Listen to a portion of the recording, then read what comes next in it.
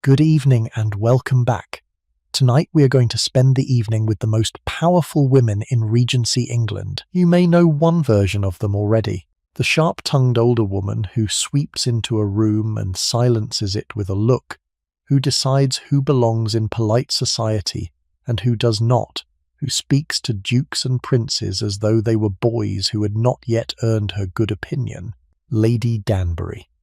Or the mother who buried her husband and then raised 8 children alone, who ran the household and managed the money and navigated the marriage market for every one of them, who held together a family and a fortune and a reputation through decades of widowhood without ever remarrying, because she had loved once and once was enough. Violet Bridgerton. These are fictional women, but the real women who inspired them were more formidable than any writer could invent. They existed. They held drawing rooms and dinner tables and the keys to Almack's assembly rooms, and they wielded more influence over the shape of British society than most members of Parliament. And the thing that gave them their power was not a title or a fortune or a well-connected father, though some of them had all three, specifically the death of a husband. Tonight we are talking about widows, the women who buried the men the law said owned them, and who emerged from the mourning period into a freedom that no other woman in Georgian England could access. They ran estates. They controlled fortunes. They hosted the dinners where the real political decisions were made, long after the men had gone home to bed. They made prime ministers. They broke reputations. And they did all of this without anyone's permission, because permission was something a wife required, and they were no longer wives. They were something rarer. Something the social order had not quite planned for. A woman who had fulfilled her obligations, who had married and borne children, and managed a household, and who now found herself, for the first time since her wedding day, legally and socially free. Free to hold property, free to sign contracts, free to travel alone, to receive visitors unchaperoned, to speak her mind at dinner without glancing first at the man beside her to check whether he approved. Some of them used this freedom quietly, retreating to dower houses and gardens and the company of grandchildren. Some of them used it to reshape the political landscape of Britain. And some of them, the ones we are going to meet tonight, used it to build a social empire so complete that no one could enter or leave polite society without their approval. I want you to hold a particular image in your mind for a moment, because it is the image that the rest of the evening will return to. A drawing room at the end of an evening.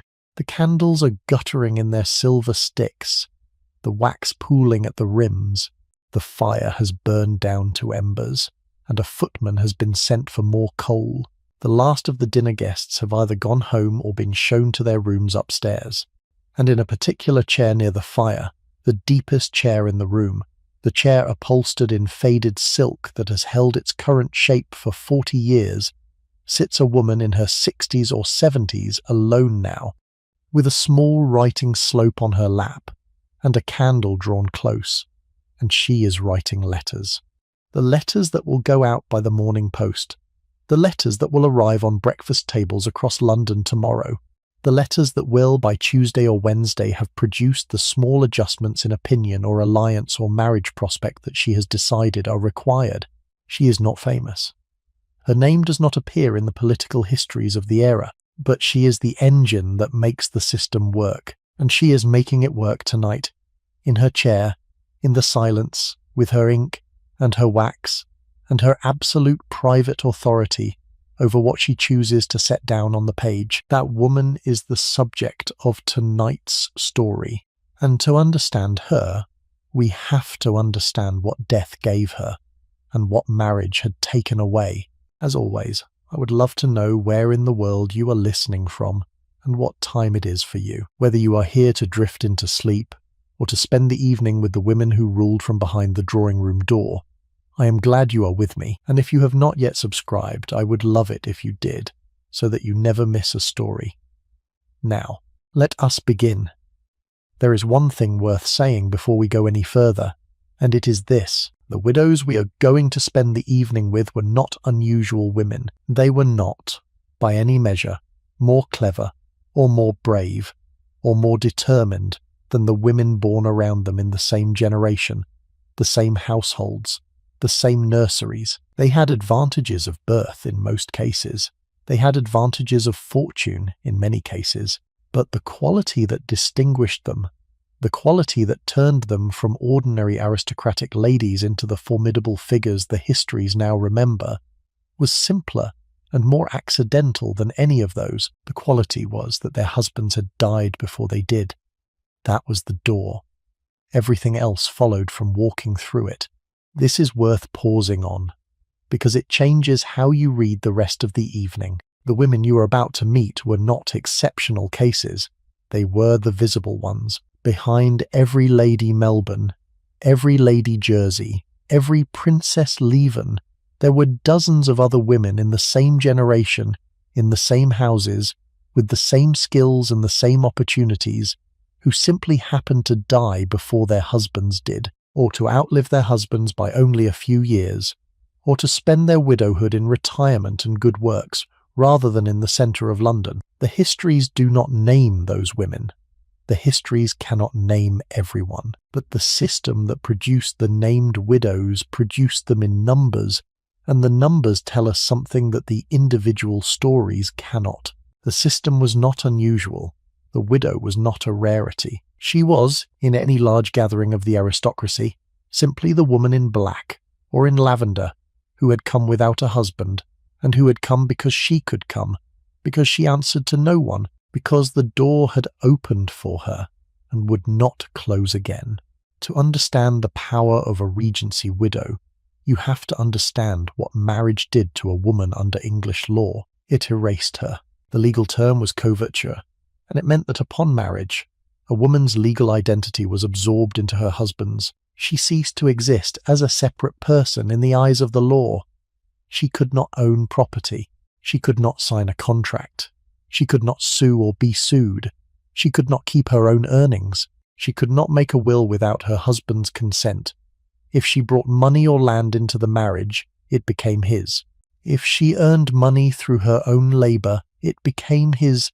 The principle was stated plainly by William Blackstone, the great legal authority of the 18th century. In marriage, he wrote, the husband and wife are one person in law. The wife was, in legal terms, a shadow, an extension, a dependent whose very existence was subsumed into the man she married.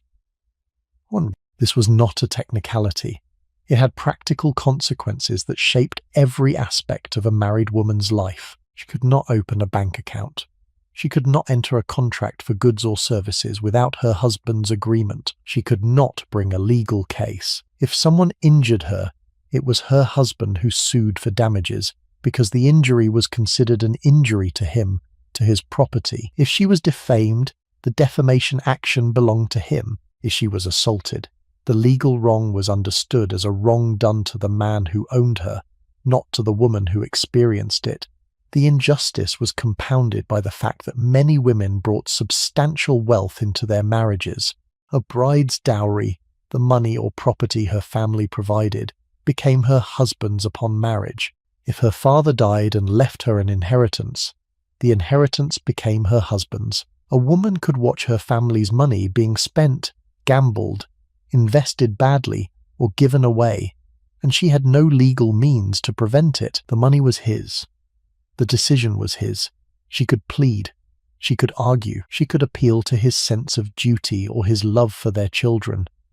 She could not sue. She could not claim. She could not so much as open a separate bank account to protect the funds that had come from her own family. Consider what that meant in practice, in the daily texture of a wife's life. She wished to give a small sum to a poor relation. She had to ask her husband. She wished to commission a portrait. She wished to order a new carriage, or repair the roof of a cottage on the estate she had grown up on, or send a Christmas gift to the schoolmaster who had taught her to read as a child. The asking was not always granted.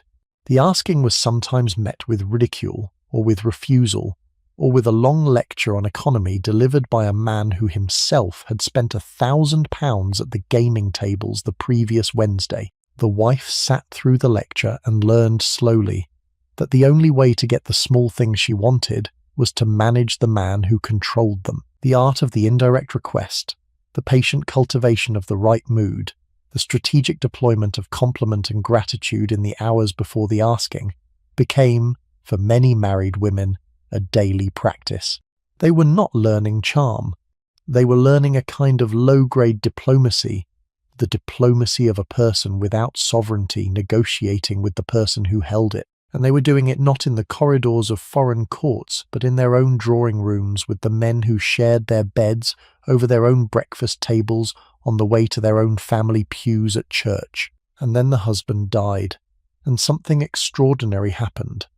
The woman who had been a legal shadow became a legal person, overnight, without a transition period, without a probationary phase, without any requirement that she prove herself capable of handling the responsibilities that had been denied to her for the duration of her marriage.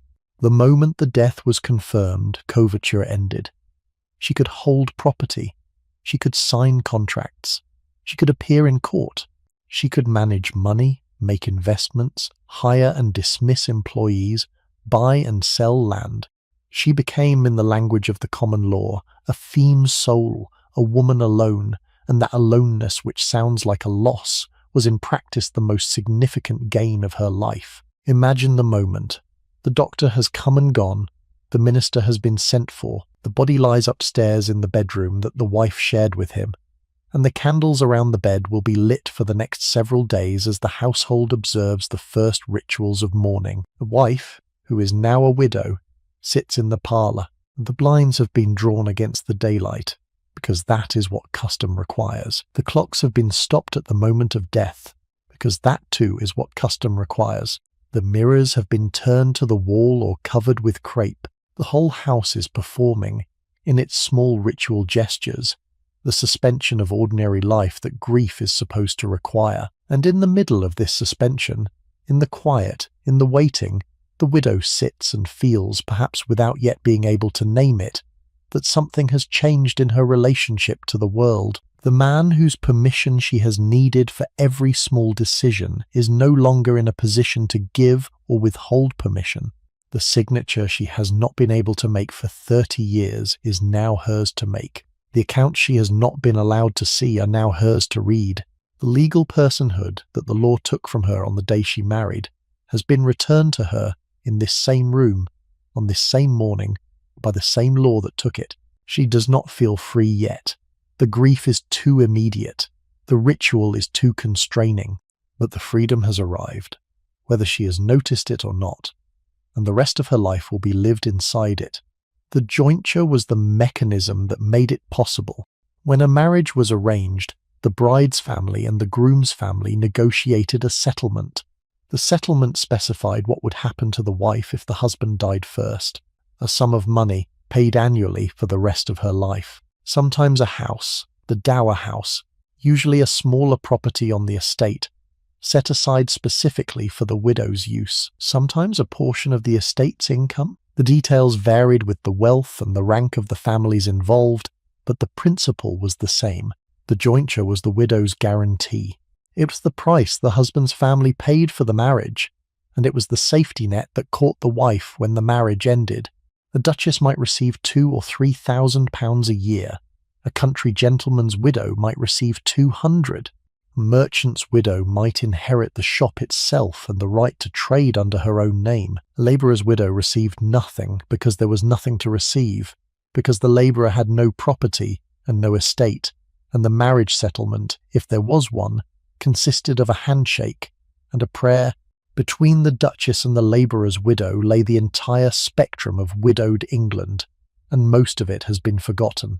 The widow of a country clergyman in a Norfolk parish, who lived on a small pension from the church, and whose status in the village was respected, but whose income was modest.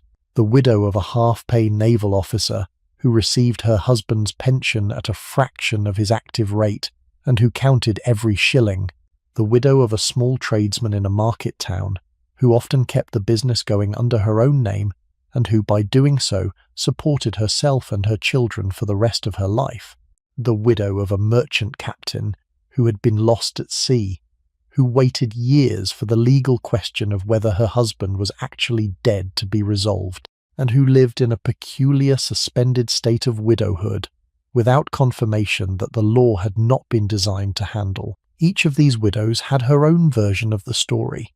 Each of them had to find her own way through the system. The histories of the great salons and the great drawing rooms tend to overlook them because they did not host dinners that ministers attended, but they were the majority. They were the ordinary face of widowhood in Georgian England, and their lives accumulated tell a more accurate story of what it meant to lose a husband and to keep going than the lives of the duchesses ever can. The gulf between a wealthy widow and a poor widow was as vast as the gulf between a wealthy wife and a poor wife, but the nature of the gulf was different. A wealthy wife and a poor wife were both legally invisible. A wealthy widow and a poor widow were both legally visible, but only the wealthy one had the resources to do anything with her visibility. The poor widow, visible at last, visible for the first time, looked around and saw that visibility without money was just another form of exposure. The poor widow's situation deserves a moment more, because it is the part of the story that the drawing room cannot hold. A labourer's wife who lost her husband in 1810 lost everything in a single morning. The cottage they had lived in was usually tied to her husband's employment, which meant the cottage was no longer hers. The wages he had earned, which had fed the children, were no longer arriving. The parish, which was responsible under the poor law for the relief of the indigent, would provide some assistance, but the assistance was meagre, and the conditions under which it was offered were humiliating, and the children were always the first to suffer when the rations failed. A poor widow with several young children was, in the eyes of the parish, a problem to be managed at minimum cost. She might be sent to the workhouse. Her children might be apprenticed out, separated from her, sent to households where the only certainty was that they would be put to work. The freedom that widowhood granted to the wealthy was, for the poor, a freedom that nobody wanted. A freedom from the protection of a husband. A freedom from the small certainty of his daily wage. A freedom that had no income attached to it, and no house to live in, and no future that did not run downhill. In the drawing rooms of Mayfair, and the assembly rooms of Bath and the country houses of the shires, the wealthy widow occupied a position that no other woman could reach. She was respectable. She was titled. She had fulfilled the obligations that society required of women, marriage and motherhood, and the management of a household. She had fulfilled them successfully, which is to say, her husband had not divorced her, and her children had not died of neglect. She had earned, through endurance and survival, the right to move through society without supervision. A married woman needed her husband's presence or permission for almost everything. She could not attend a ball without him or without his explicit consent. She could not receive male visitors alone. The season itself deserves a moment's attention because it was the stage on which the widow's power was performed. The London season ran from roughly January to July, coinciding with the sitting of Parliament, and it was the period when the aristocracy and the upper gentry left their country estates and converged on London. They rented houses in Mayfair and St. James's. They hired additional servants. They ordered new clothes. They stocked their cellars. And they began the relentless round of social engagements, the balls and the dinners and the routs and the assemblies and the card parties and the morning calls and the afternoon drives in Hyde Park that constituted the work of the season. The work was real. The season was not leisure. It was the period during which the business of the aristocracy was conducted. Marriages were arranged. Alliances were formed. Political deals were struck. Debts were negotiated. Reputations were made and destroyed. The drawing rooms and the ballrooms were the offices where this business took place, and the women who ran those drawing rooms and ballrooms were the managers of the enterprise. To stand for a moment in the entrance hall of a great Mayfair house at the height of the season, on the night of a ball, is to stand in the engine room of a small civilization. The carriages are arriving in a slow procession down the street outside. each one disgorging 2 or 3 figures who have spent the day being prepared by maids and hairdressers and dressmakers for this exact half hour of arrival. The footman at the door announced the names. The hostess receives at the head of the staircase, gloved hand extended, smile calibrated to the precise gradient that the rank of each new arrival requires. The music drifts down from the ballroom on the floor above.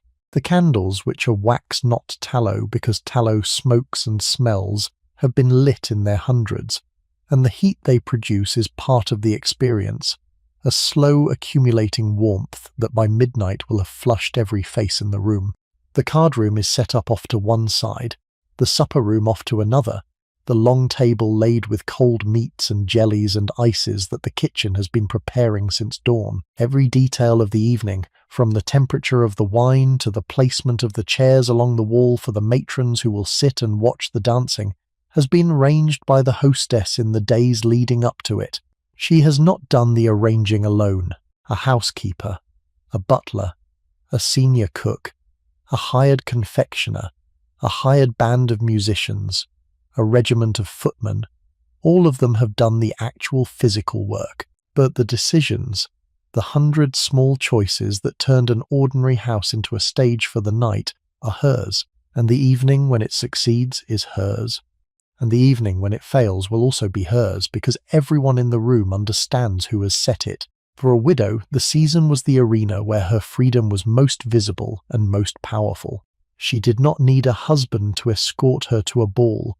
She did not need permission to attend a dinner. She could accept or decline invitations on her own authority. She could host her own events without reference to anyone else's schedule or preferences. She was, during the season, an independent operator in a marketplace where every other woman was a dependent, and the independence gave her advantages that no dependent could match. She could not travel without a companion whose presence confirmed that she was not engaged in something improper. She was watched, constantly, not by her husband necessarily, but by the social system that policed women's behavior with an efficiency that the legal system could not match. A widow needed none of this. She could attend a ball alone. She could receive visitors of either sex without a chaperone. She could travel to London or to Bath or to the continent without anyone's permission. She could stay out late. She could keep her own hours. She could furnish her own house according to her own taste. She could hire her own servants. She could, if she chose, take a lover. The choice was not without social risk, but the risk was considerably smaller than it would have been for a married woman, because a widow's behavior was her own concern, not her husband's. The system of surveillance that monitored married women relaxed considerably once the husband was in the ground. This freedom was real. It was also conditional. A widow was free as long as she remained a widow. If she remarried, the freedom ended. Coverture resumed. The property she had controlled reverted to her new husband. The contract she had signed became his. The legal personhood she had enjoyed for the duration of her widowhood was extinguished once again by the act of marriage. She went back into the shadow. This created a calculation that every wealthy Regency widow performed silently in the privacy of her own drawing room when a suitor came calling. Is this man worth giving up everything I have gained by losing the last one? Is his companionship, his protection, his name worth the surrender of my property, my independence, my right to make my own decisions without consulting anyone? Is love, or the possibility of love, worth the legal annihilation that love requires? Many of them decided it was not.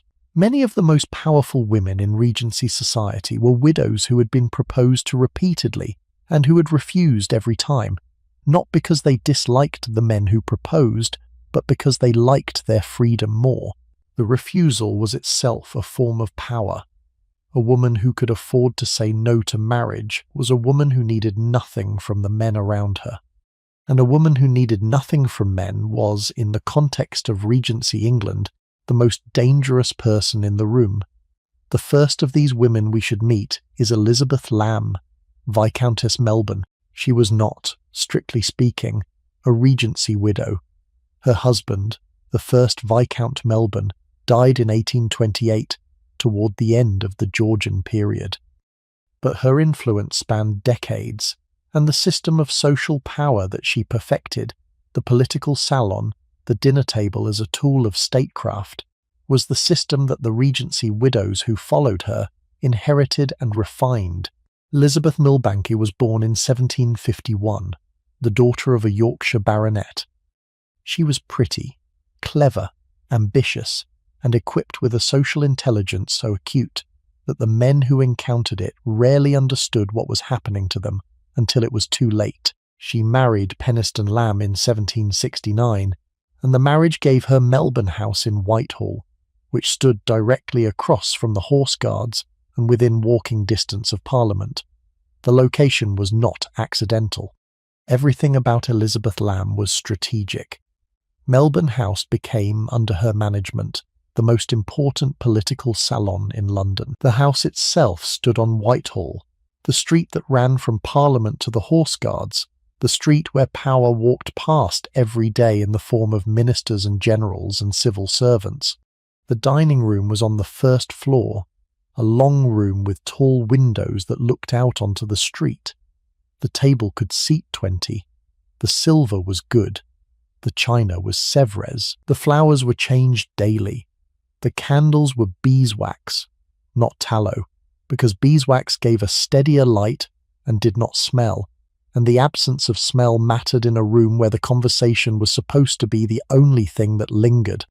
The dinners she hosted were not social occasions that happened to include politicians.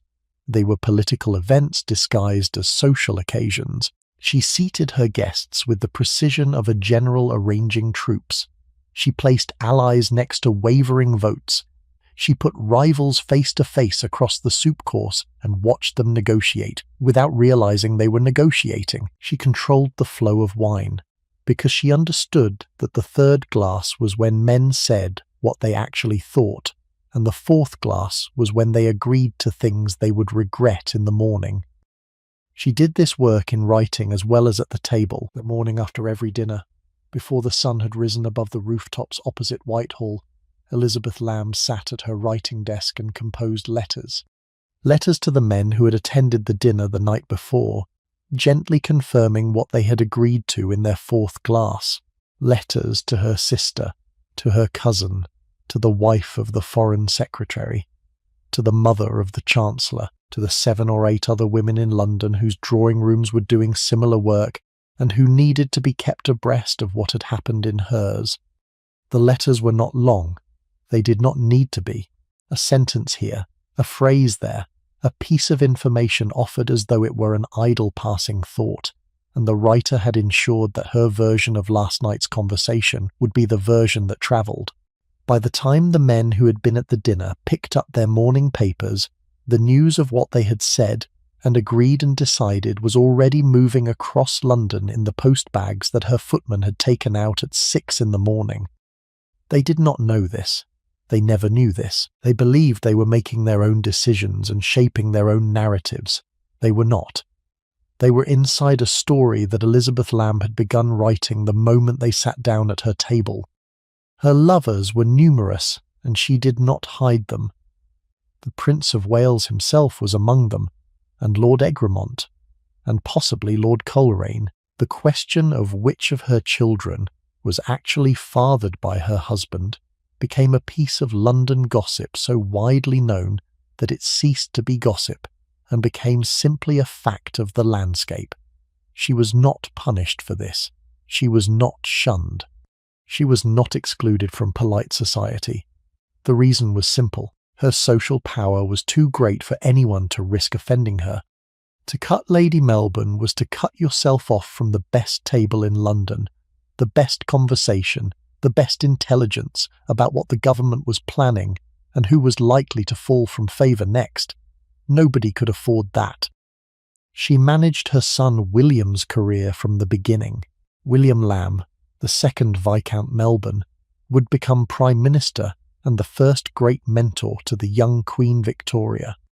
His mother did not live to see the premiership, but she laid the groundwork for it, introducing him to the right people, placing him in the right circles, teaching him the art of political conversation that she had spent decades perfecting. When William became Prime Minister in 1834, the skills he used to manage Parliament were the skills his mother had taught him at her dinner table.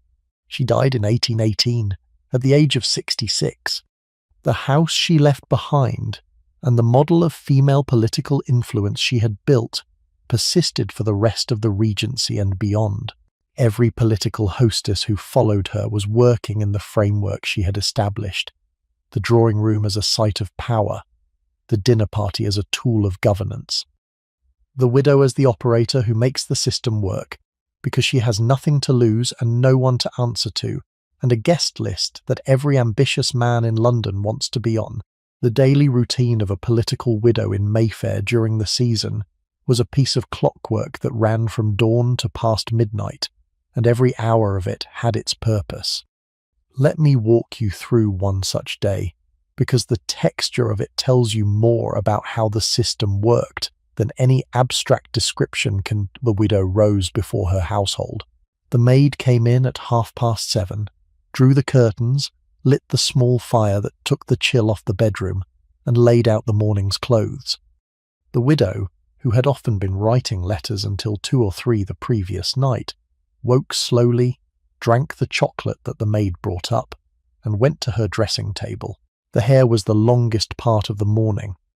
A widow of 60 kept her hair carefully, partly from vanity, and partly because the management of the hair was, in the era of complicated arrangements and careful pinning, a piece of daily theatre that signalled to the world that she had not given up. She might wear a cap by mid-morning in deference to age and widowhood, but the hair beneath the cap was pinned and curled and dressed as though it intended to be seen.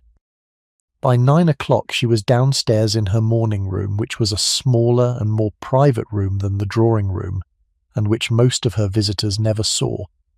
The morning post had arrived.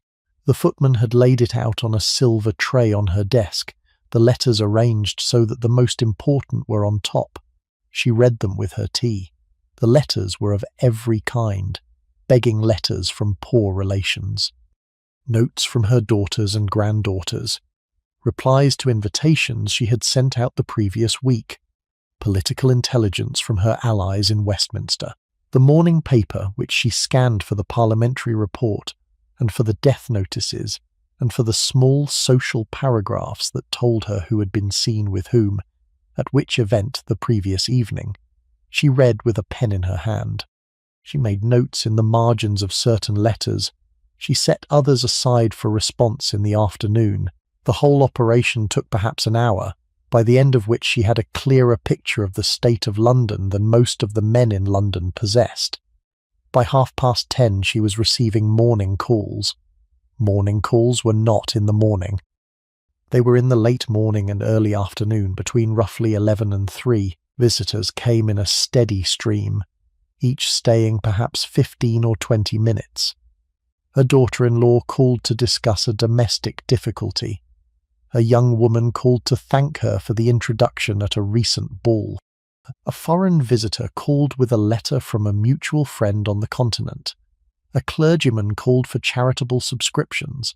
A nephew called for advice and probably for money. The widow received them all in turn, sometimes alone and sometimes with 2 or 3 together, and she handled each conversation with the practiced economy of a woman who had been doing this for 40 years.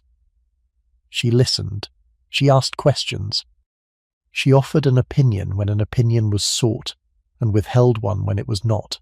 She never gave the impression of hurrying anyone, but the calls moved on at the right pace, and by 3 o'clock the last visitor had been bowed out, and the widow had eaten a small lunch on a tray. Then came the afternoon drive. Hyde Park between 4 and 6 was the place where Mayfair displayed itself to itself. The widow's carriage, drawn by 2 matched horses with a coachman on the box and a footman behind, joined the procession that moved slowly along Rotten Row and around the Serpentine. She did not drive alone.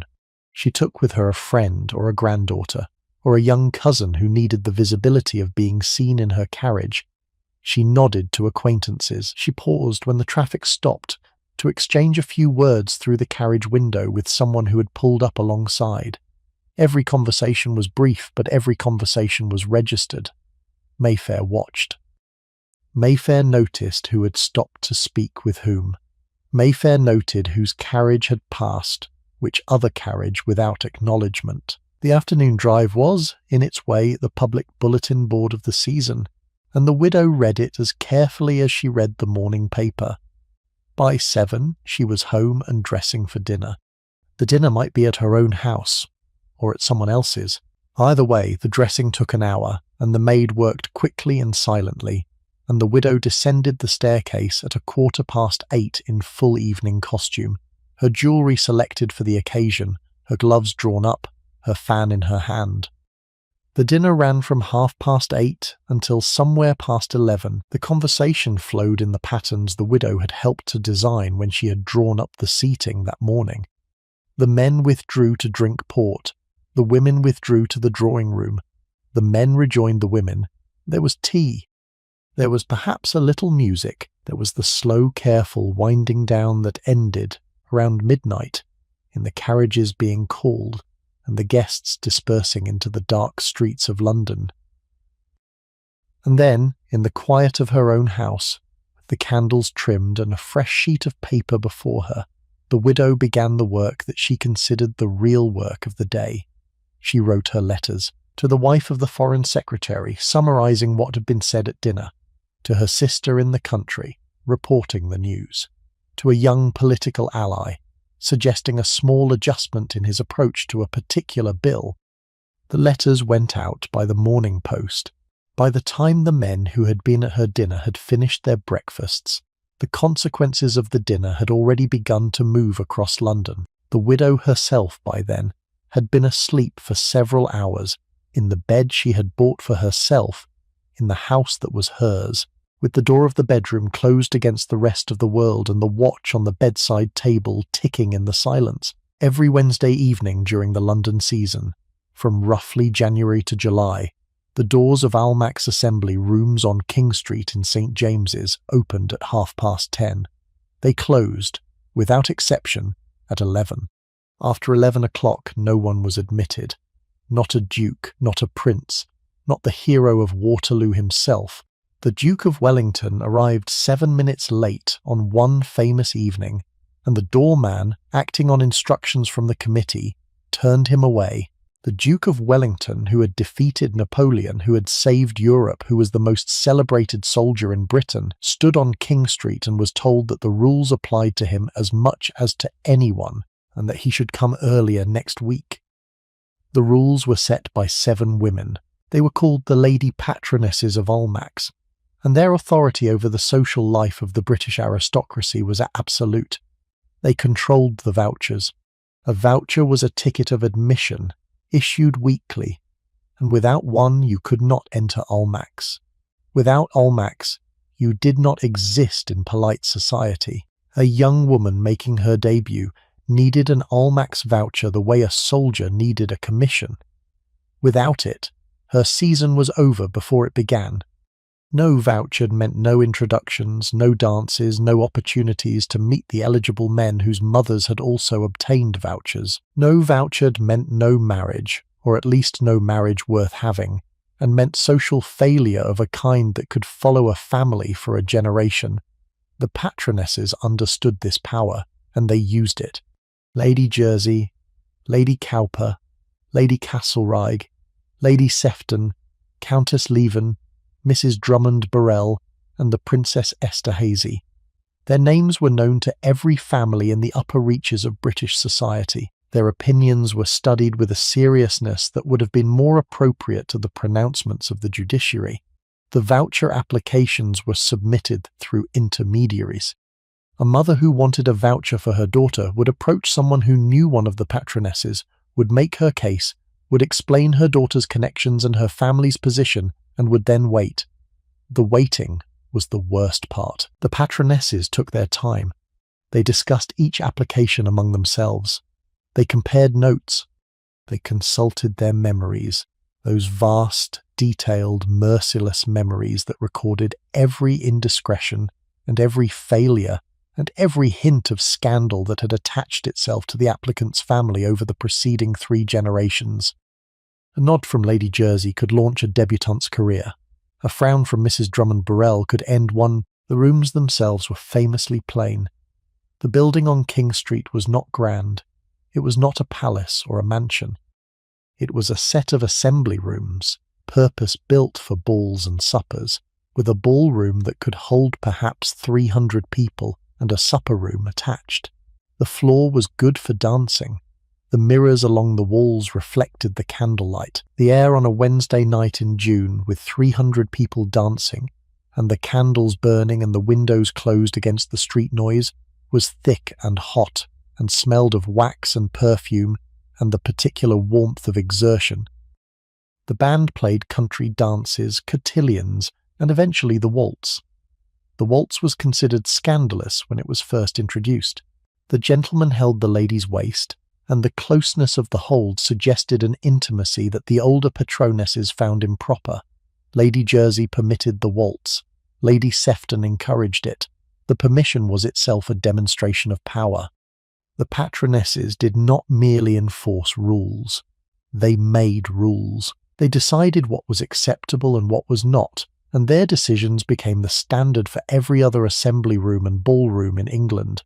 The refreshments were notoriously bad. Stale cake, weak lemonade, bread and butter. The dancing was conventional. The music was adequate but not inspired. None of this mattered. Almack's was not about the food or the music. It was about the list, who was on it, who was not, who had been removed and why.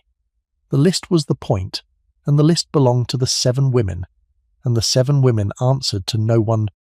A young woman's first appearance at Almack's was a moment that her family had been preparing for since her childhood. The dress had been ordered weeks in advance from a particular dressmaker in Bond Street, whose business was largely the manufacture of debutante dresses for this single purpose. The dress was always white. White was the rule. The cut was simple, because elaborate ornament was considered inappropriate for a young woman who had not yet been married. The fabric was muslin or fine silk. The hem might be embroidered with a discreet pattern of flowers. The neckline was modest by the standards of married women's dresses, but startling by any other standard, and the young woman who stood for her final fitting in front of the long mirror in the dressmaker's salon often saw, for the first time, what she would look like when she was no longer a girl. The mother stood beside her, watching, calculating, occasionally suggesting an adjustment. The dressmaker watched too, with the practiced eye of a woman who had clothed 3 generations of debutantes for the same room. On the night itself, the young woman was driven to King Street with her mother, and sometimes with an older married sister or aunt who had already been through the experience and who served as a kind of guide. The carriage joined the long line of identical carriages waiting to set down at the door. The young woman climbed the stairs to the cloakroom. She left her cloak. She made her way into the ballroom on her mother's arm, and there, beneath the chandeliers, she presented herself to the room, and the room considered her. The watching matrons were the chorus to this drama, and they deserved their own moment, because they were the part of the system that the histories most often forget. They sat along the walls of the ballroom in chairs that the staff had arranged for them, in their own dark silks and their own subdued jewellery, women in their 50s and 60s who had themselves been debutantes 30 or 40 years before, and who now performed the role that their own mothers had performed for them. They did not dance. They watched. They watched the young women on the floor with an expertise that was almost professional. They noted the dancers. They noted the conversations. They noted the small failures of decorum that the young woman's own mother might have missed in the press of the evening, and that would by tomorrow have been transmitted across Mayfair through the network of letters and morning calls that the matrons constituted among themselves. A debutante danced too closely with her partner. The matrons noticed. A debutante laughed too loudly at a young man's joke. The matrons noticed. A debutante sat out 2 consecutive dances rather than the customary one. The matrons noticed. And what the matrons noticed, the next day's drawing rooms knew. And what the drawing rooms knew, The patronesses eventually knew, and the patronesses, in due course, decided whether the voucher for next Wednesday would be issued. Imagine the carriage ride home, after midnight, a debutante and her mother together in the dark interior, the lanterns of the carriage swinging shadows across the silk lining of the seats. The debutante has danced, or she has not danced. The mother is going over every minute of the evening with the forensic precision of a barrister. Who looked at you, who did not, whether Lady Jersey nodded in your direction when you came in, or whether she only appeared to nod and was in fact looking at someone behind you, whether the young man who asked you for the second cotillion was the eldest son, with the title and the estate, or the second son, with neither, whether he asked because he was interested or because his mother had told him to ask. The mother is calculating in real time the small movements of the evening, weighing them against the campaign she has been running for her daughter's future. The daughter is exhausted. The candles in the carriage lamps are guttering low. The streets of St. James's Pass outside the window, dark except for the lights of other carriages bringing other daughters home from the same evening. And in dozens of houses across Mayfair, identical conversations are taking place between identical pairs of women, and tomorrow morning the post will carry the considered verdicts of all of them to one another. And by Wednesday next week, a new round of applications and assessments and quiet exclusions will have begun, and the 7 women at Almack's will preside over it, and the system will continue, and the daughters who fail to survive it will be sent home to the country and quietly forgotten. Several of the patronesses were widows. Others behaved with the independence of widows. Lady Jersey, born Sarah Fane, had been the mistress of the Prince of Wales in the 1790s, before the prince moved on to Mrs. Fitzherbert and eventually to his disastrous marriage to Caroline of Brunswick. The affair had ended badly, as the prince's affairs always did, but Lady Jersey emerged from it with her reputation enhanced rather than damaged. She had been chosen by the most powerful man in England. She had survived the choosing and the discarding. She was, in the eyes of the ton, a woman who had been tested and had not broken, and that unbreakability made her formidable. She enforced the rules of Almack's with a rigidity that bordered on cruelty. The dress code was only the most visible of her requirements. She also policed behaviour. Loud laughter was frowned upon. Excessive drinking was not tolerated, though this was easy to enforce since the only drinks available were weak lemonade and orgeat, a sugary almond drink that tasted faintly medicinal. Gossip was permitted, naturally, since gossip was the currency of the room. But gossip that was too malicious, too specific, too clearly designed to wound rather than to entertain, would earn a warning look from Lady Jersey that the recipient was unlikely to forget. The dress code required knee breeches for men. Trousers, which were becoming fashionable in the early 19th century, were forbidden. A man who arrived in trousers was turned away regardless of his rank. The message was clear. At Almack's, the patronesses set the standard, not fashion, not convenience, not the preferences of the men who wanted admission. The women decided. The men complied, or the men went home. The voucher system was the most effective instrument of social control in Georgian England. It was more powerful than the law, because the law could only punish you for things you had done.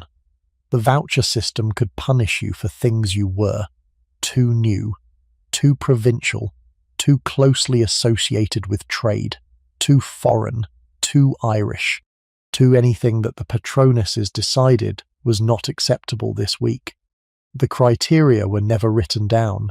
They did not need to be. The patronesses carried them in their heads, and the criteria shifted according to mood and favour and the complicated personal alliances that connected the 7 women to each other and to the broader world of the aristocracy. Lady Jersey deserves her own chapter because her influence extended far beyond the doors of Almack's. Sarah Villiers, Countess of Jersey, was born Sarah Fane in 1785, the daughter of the Earl of Westmoreland. She married the 5th Earl of Jersey in 1804 and became, within a few years, the most socially powerful woman in London. Not the wealthiest, not the most titled, the most powerful, which is a different thing entirely. Her power rested on three qualities. The first was her intelligence. She was widely read, quick in conversation, and possessed of a memory for social detail that her contemporaries found unnerving. She remembered what people said at dinner 6 months ago. She remembered who had danced with whom at which ball. She remembered the debts, the scandals, the quiet failures and the public triumphs. Her mind was a filing cabinet of social information, and she used it the way a general uses intelligence reports to anticipate, to maneuver, to place herself always one step ahead of whatever was about to happen. The second quality was her tongue. Lady Jersey talked. She talked constantly, fluently, brilliantly, in a stream of observation and commentary and gossip and wit that people found simultaneously exhausting and irresistible. She could make a reputation in a sentence.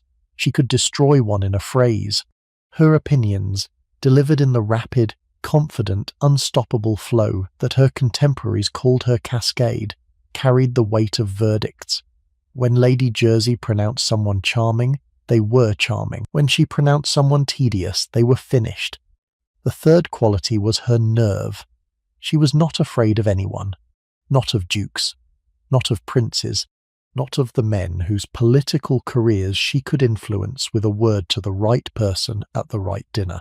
She had been the mistress of the Prince of Wales, the future King George IV, and she had survived the experience with her dignity intact, which was more than could be said for most of the prince's women.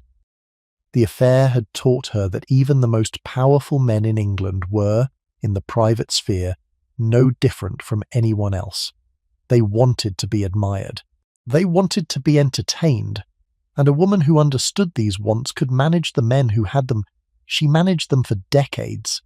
From her position at Almack's, from her drawing room on Berkeley Square, from the country house parties where the real business of the aristocracy was conducted over long weekends, Lady Jersey shaped the social landscape of Regency England with a precision that no elected official could match. She decided who was in and who was out. She decided which marriages were acceptable and which were not. She decided which debutantes would succeed and which would fail. And her decisions, once made, were very nearly impossible to reverse. A small example of how the precision worked. In the spring of 1817, a young woman of decent family but uncertain reputation, the daughter of a man whose business had failed, and who had recently been cut by his own club, applied through her aunt for a voucher to Almack's. The aunt was a friend of Lady Jersey, and the aunt made the case as well as it could be made. The young woman herself, the aunt argued, had done nothing wrong. The misfortunes were her father's, not hers. She was beautiful. She was accomplished.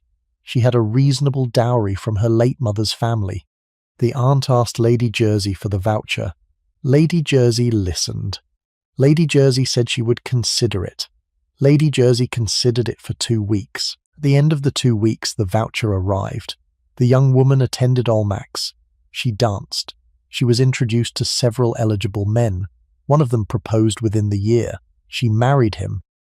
She became in due course a respectable wife and eventually a respectable widow, and the failure of her father's business was forgotten, or at least no longer mentioned. None of this would have been possible without the voucher. The voucher had been the door, and Lady Jersey had opened it, and the young woman had walked through, and the rest of her life had followed.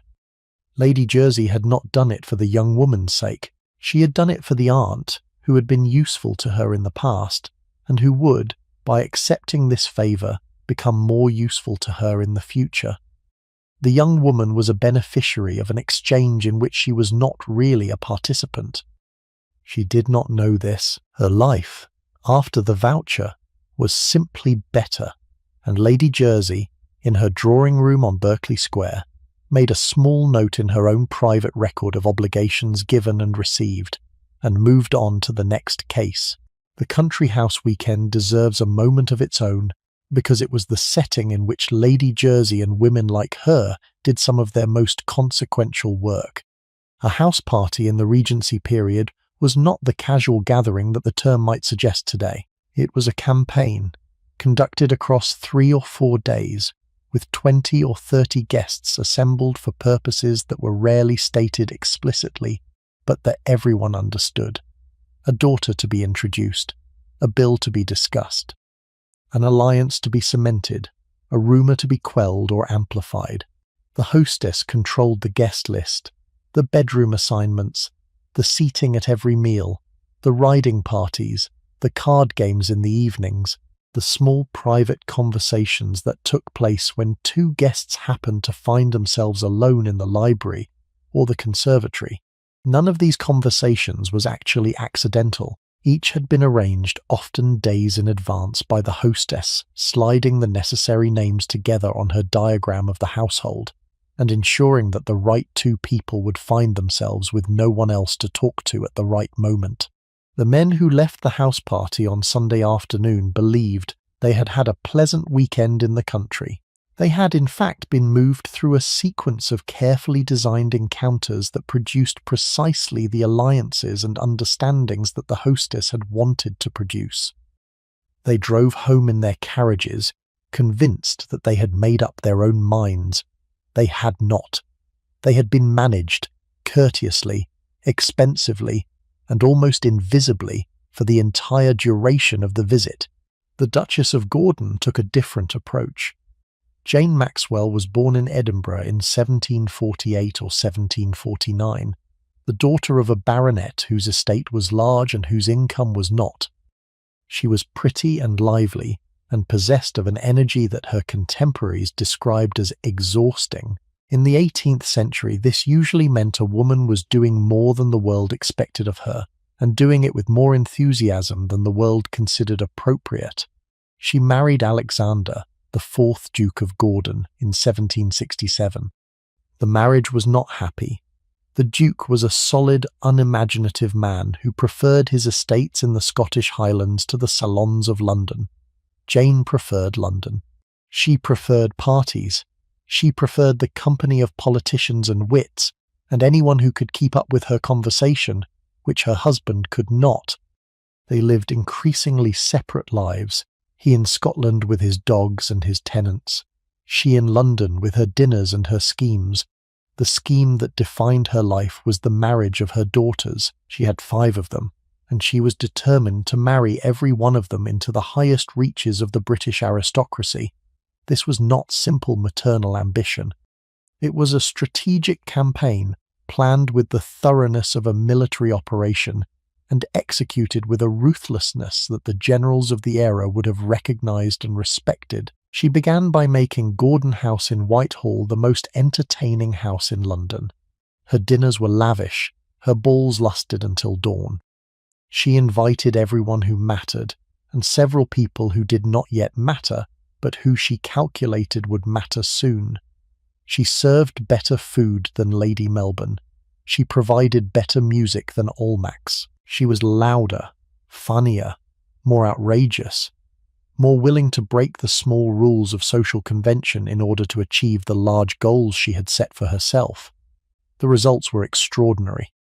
Her eldest daughter Charlotte married the Duke of Richmond. Her second daughter Georgiana married the Duke of Bedford. Her third daughter Susan married the Duke of Manchester. Her fourth daughter Louisa married the Marquis Cornwallis. Her fifth daughter Madalena married Sir Robert Sinclair, a baronet, which was the least grand of the 5 matches, and which the Duchess reportedly considered a personal failure. 4 duchesses and a baronet's wife from 5 daughters. The record is worth pausing over, because it represents not just social success but social engineering on a scale that would not be matched again. Charlotte, the eldest, married the Duke of Richmond in 1789. Her husband was the grandson of a king's natural son, and the Richmond seat at Goodwood in Sussex was one of the finest in England. Georgiana, the second daughter, married the Duke of Bedford in 1803. The Bedford estates in Bedfordshire and Devon were among the largest in the country. The income was enormous. Susan married the Duke of Manchester, whose estates were somewhat less grand, but whose title was ancient. Louisa married the Marquis Cornwallis, son of the general who had surrendered at Yorktown and who had then redeemed himself as Governor-General of India. Each match was better than anything the Duchess's own family could have expected. Each match was the result of her relentless, tireless, shameless campaigning. The record is unmatched in the history of Georgian marriage. The Duchess achieved it through a combination of social skill, strategic entertaining, and sheer directness. Her contemporaries found the directness vulgar. Her daughter's husbands' families found it difficult to resist. She hunted with the men. She drank with the politicians. She danced at her own balls with an energy that women half her age could not match. She was, in the language of her era, quite impossible, and she did not care, because her results spoke for themselves. The Duchess of Gordon had a particular way of arriving at a ball that contemporary memoirs describe in some detail. She did not wait for the crowd to thin. She did not pause at the entrance to be announced with the proper formality. She came in. She came in with the directness of a person who had decided that the room she was entering belonged, for the duration of her presence in it, to her. The skirts of her dress were silk in some bright colour that the older patronesses considered too forward for a married woman of her age. The jewellery she wore was the family diamonds, which she put on for evening and which made her, in the candlelight, the most visible figure in any room she occupied. She crossed to the hostess at speed. She kissed her on both cheeks. She launched into a piece of conversation that began before she had fully stopped moving. She had, by the time the hostess had recovered, already identified 3 other people in the room she needed to speak to, and she was on her way to the first of them, and the room had begun to rearrange itself around her presence in the way that rooms always rearranged themselves around her presence, because she had decided, decades before, that this was what rooms were going to do. And she had been right. She is the ancestor of every fictional matchmaking mother in Regency fiction, the mother who controls the season, the mother who knows every eligible man's income and every eligible man's weakness, the mother who will not rest until every daughter is settled, and who considers anything less than a duke a disappointment. The Duchess of Gordon was the original, and the originals are always more extreme than the copies. The Duchess of Gordon's success deserves a moment of reflection because it raises a question that the Regency itself never quite answered. The question is whether her relentless campaigning was admirable or appalling. To her own daughters, who became duchesses through her labour, she was a complicated mother, simultaneously the architect of their good fortune, and the woman who had sold them to the highest bidder in the available market. The letters between them, which survive in the family archives, are full of small evasions and unspoken resentments.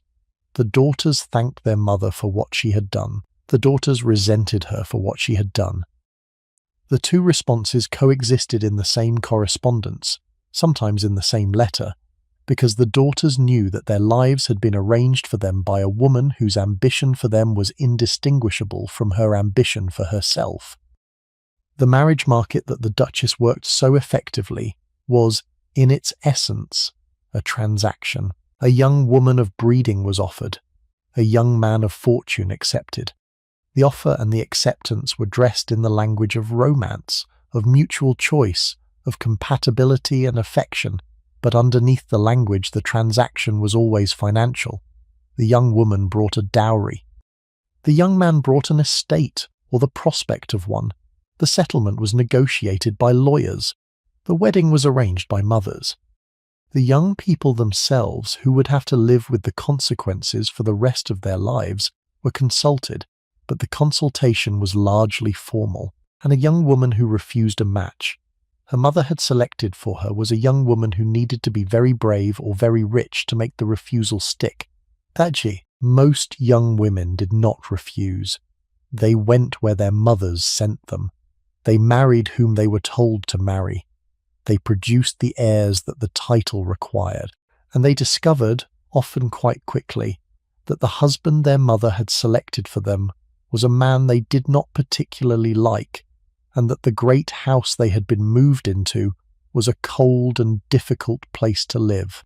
and that the freedom they had been promised by the marriage was a freedom of a very specific and disappointing kind. Some of them found over time that their husbands were tolerable companions. Some of them found that they were not. Some of them found, when their husbands eventually died, that the widowhood that followed was the first period of their adult lives in which they had been able to make a single decision about their own existence without consulting another person. The mother who had sent them into the marriage was by then often dead herself, and the daughter, standing in the dower house that had finally become hers, sometimes thought about the woman who had arranged everything and felt the complicated mixture of gratitude and grief that complicated arrangements produce.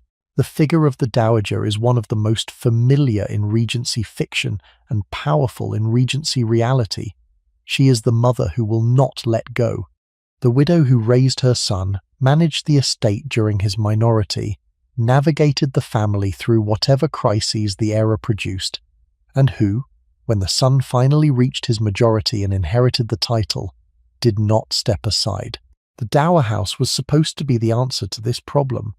It was the house, smaller than the main residence but usually still substantial, set aside on the estate for the widow's use after her son's marriage. The theory was that she would retire to it, take her own staff, run her own modest establishment, and leave the great house to the new generation. The theory was sometimes correct. Often it was not.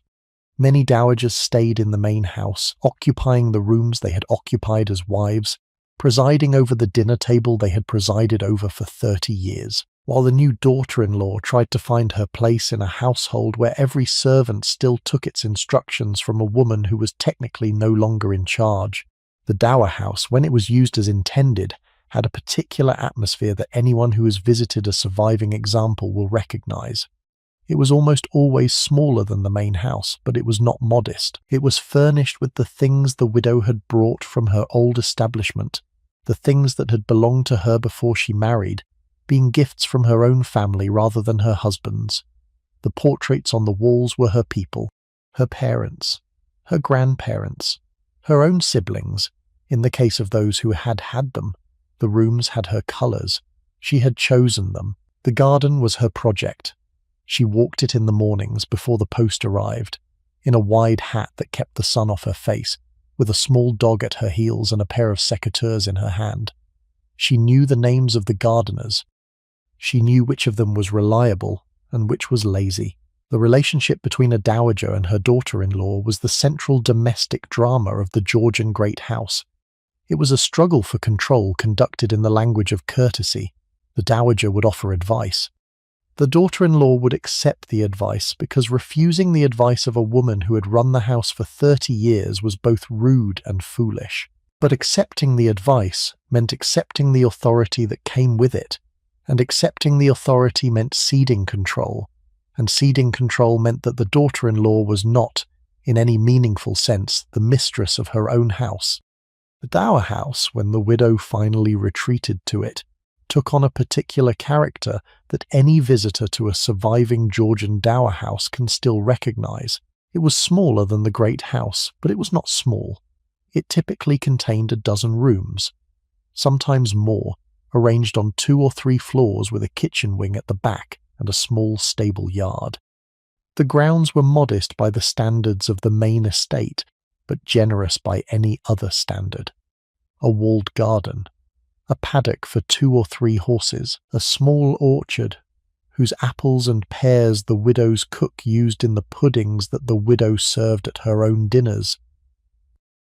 The widow furnished it with the things she had loved best in the great house, the things her husband's heir had been willing to release to her, and the things she had bought new since her widowhood began. The furniture was therefore eclectic, an accumulation rather than a coherent design.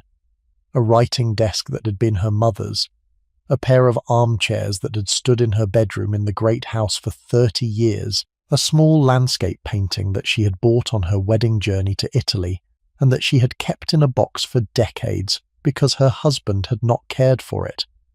The walls of the dower house were her walls. The colours were her colours. For the first time since her wedding day, she lived in a house that reflected her own taste, rather than the taste of the man she had married, and the difference for many widows was the difference between living and waiting. The household was small: a housekeeper, a cook, 2 or 3 maids, a manservant who acted as butler and footman by turns, a coachman, a groom or 2 for the horses, a gardener with a boy under him. Perhaps 10 people in all, where the great house had employed 40. The widow knew them all by name. She knew their families. She had probably attended the wedding of the housekeeper's daughter and the funeral of the cook's mother. The relationships, in a small establishment over many years, became intimate in a way that they could not be in a great house with its formal distances and its strict hierarchies. The cook brought the menu to the widow each morning. The widow ticked off the dishes she wanted. They discussed sometimes the small developments of the kitchen, the new recipe the cook had been trying, the question of whether the butcher in the village had been overcharging again. The conversation took 5 minutes. It was, over the course of a year, hundreds of such 5-minute conversations, and they constituted, in their accumulation, a working relationship that was as substantial as any in the widow's life. Some dowagers were generous. They offered their advice gently, stepped back when their daughters-in-law found their footing, and retired to the dower house with good grace. Others were not generous. Others held on with a tenacity that made life in the great house a daily negotiation between 2 women who both believed they were in charge and who were both, in their own way, correct. The arguments were conducted in the language of helpfulness. The dowager would suggest that the curtains in the drawing room should be changed. The daughter-in-law would agree, politely, and choose new curtains. The dowager would observe that the new curtains were not quite right, that the colour was wrong for the room, that the fabric was too heavy for summer, and would suggest alternatives. The daughter-in-law would find herself choosing between accepting the dowager's suggestions, which meant ceding authority, and rejecting them, which meant starting a conflict she could not win. The staff took sides. The servants who had worked under the dowager for 30 years naturally deferred to her. The servants the daughter-in-law had brought with her from her own family's house naturally deferred to the new mistress.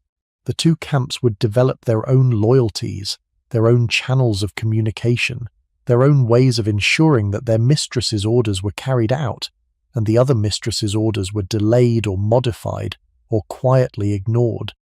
The house could become a battleground of competing instructions with the housekeeper caught in the middle. The arguments were conducted in the language of helpfulness. The dowager would suggest that the curtains in the drawing room should be changed. The daughter-in-law would agree politely and choose new curtains. The dowager would observe that the new curtains were not quite right, that the colour was wrong for the room, that the fabric was too heavy for summer, and would suggest alternatives. The daughter-in-law would find herself choosing between accepting the dowager's suggestions, which meant ceding authority, and rejecting them, which meant starting a conflict she could not win. The son, the nominal head of the household, was usually powerless to intervene. To side with his wife was to offend his mother. Most sons chose the path of least resistance, which was to agree with whoever was in the room at the time, and to spend as much time as possible in London, away from both of them. The practical reality of running an estate was something that most widows learned by doing, because no one had taught them beforehand. A wealthy woman's education in the Georgian period included music, drawing, French, embroidery, dancing, and the management of a household's daily domestic routine. It did not include accounting. It did not include agriculture. These were the husband's domain, and the husband's domain was as opaque to his wife as her needlework was to him.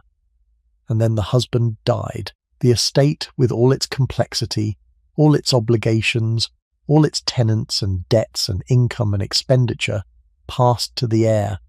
The heir might be a grown son or a child of 5. In either case, the management of the thing, the daily running of it, often fell to the widow. The heir might be at school. He might be at war. He might be in London. learning the political skills that his class required. The widow was at home, and the tenants needed to be spoken to, and the roof of the east barn needed to be repaired, and the harvest was 3 weeks away, and the weather was turning. She learned. That is the recurring fact of the widow's story. She learned because she had to.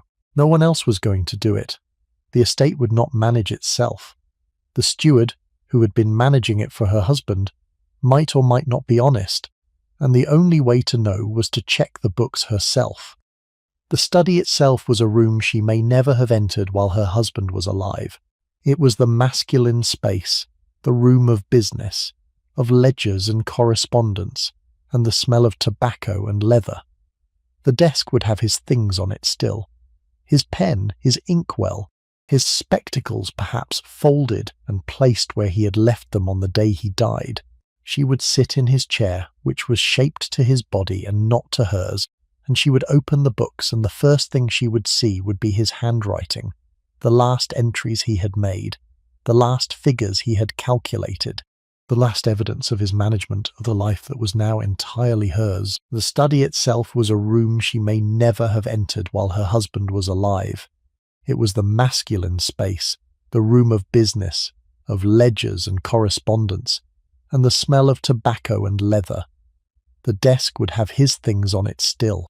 His pen, his inkwell, his spectacles perhaps folded and placed where he had left them on the day he died. She would sit in his chair, which was shaped to his body and not to hers, and she would open the books, and the first thing she would see would be his handwriting, the last entries he had made, the last figures he had calculated, the last evidence of his management of the life that was now entirely hers. She sat at her husband's desk in her husband's study, and she opened the account books that she had never been permitted to examine while he was alive, and she taught herself to read them. The first ledger she opened was usually the rent book. It was the longest. It listed every tenancy on the estate, with the name of the tenant, the size of the holding, the annual rent, the date the rent fell due, and the running record of payments and arrears for the past several years. The widow read down the columns. She matched names to faces. She recognized some of them. She did not recognize others. The estate had perhaps 50 tenants, perhaps 100, depending on the size of the property, and her husband had known each of them by name and history, and she did not yet know any of them in the way she would need to know them. She would ask the steward about them tomorrow. The second ledger was the household accounts. This one was, in some ways, more familiar to her. She had run a household. She knew the rough order of magnitude of what wages and food and supplies cost, the wages of 40 servants, the bills from the wine merchant, the grocer, the butcher, the candlemaker, the chimney sweep, the farrier, the saddler, the laundress, the woman who came in twice a year to mend the linen. The widow read each entry. She compared the totals against the figures she knew from her own experience. She marked the entries that seemed too high. She would ask about those too. The asking would take weeks. The answers would not all be satisfactory. By the end of the first year of her widowhood, the household budget would have been reorganized. Several suppliers would have been replaced, and the running cost of the household would have been reduced by perhaps 15%, without any visible reduction in the standard of living, because had never required the level of spending the husband had been authorizing. He had been generous. He had been careless. He had not paid attention. The widow paid attention, and the household accounts after her attention looked different. The third ledger was the most important and the most opaque. It was the estate's general account book, in which the income from all sources and the expenditure on all matters were summarized at the highest level, and from which the estate's overall financial position could be derived. This was the book the husband had kept himself in his own hand, with his own annotations, and it was the book the widow had to learn to read with the most care. It contained the loans, it contained the mortgages, it contained the investments. It contained the running record of whether the estate, taken as a whole, was solvent or insolvent, expanding or contracting, healthy or sick. The widow read the general account book with a slowly growing comprehension that took, in some cases, weeks. She learned the terminology. She learned to recognize the rhythms of the agricultural year in the way the income flowed. She learned to recognize the recurring expenses that came due each quarter. She learned eventually to read the book as her husband had read it, and once she could read it as he had read it, she could begin to make her own decisions about it, and the decisions, over time, would shape the estate that she would eventually pass to her son. The first weeks were the hardest. The handwriting alone took time to decipher. Husbands' handwriting often deteriorated in their later years, and a column of figures in a hand that was barely legible, totaled in a way that did not always reconcile, was not an inviting introduction to the management of a great estate. The terms were unfamiliar: tithe, heriot, quit rent, copyhold, and freehold. The widow had heard these words all her life, in passing at dinner tables when the men talked among themselves, but she had never been required to understand them, and now she was, and there was no one to ask. She could not ask the steward, because the steward was in effect on trial. She could not ask her brother-in-law, because the brother-in-law might have his own designs on her son's inheritance. She could not ask her own family, because her own family did not know this estate. She had to learn it alone from the books, by candlelight, in the evenings after the children had gone to bed, with a dictionary of legal terms beside her, and a determination that was made of equal parts grief and necessity. The accounts of a Georgian estate were not simple.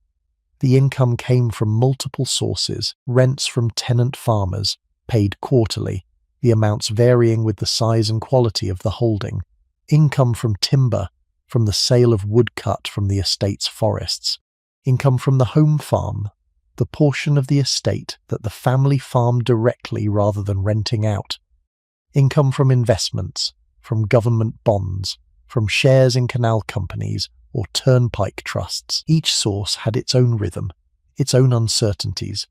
A bad harvest meant the tenants could not pay their rent. A fall in the price of timber meant the woodland income dried up. A failed investment meant capital was lost.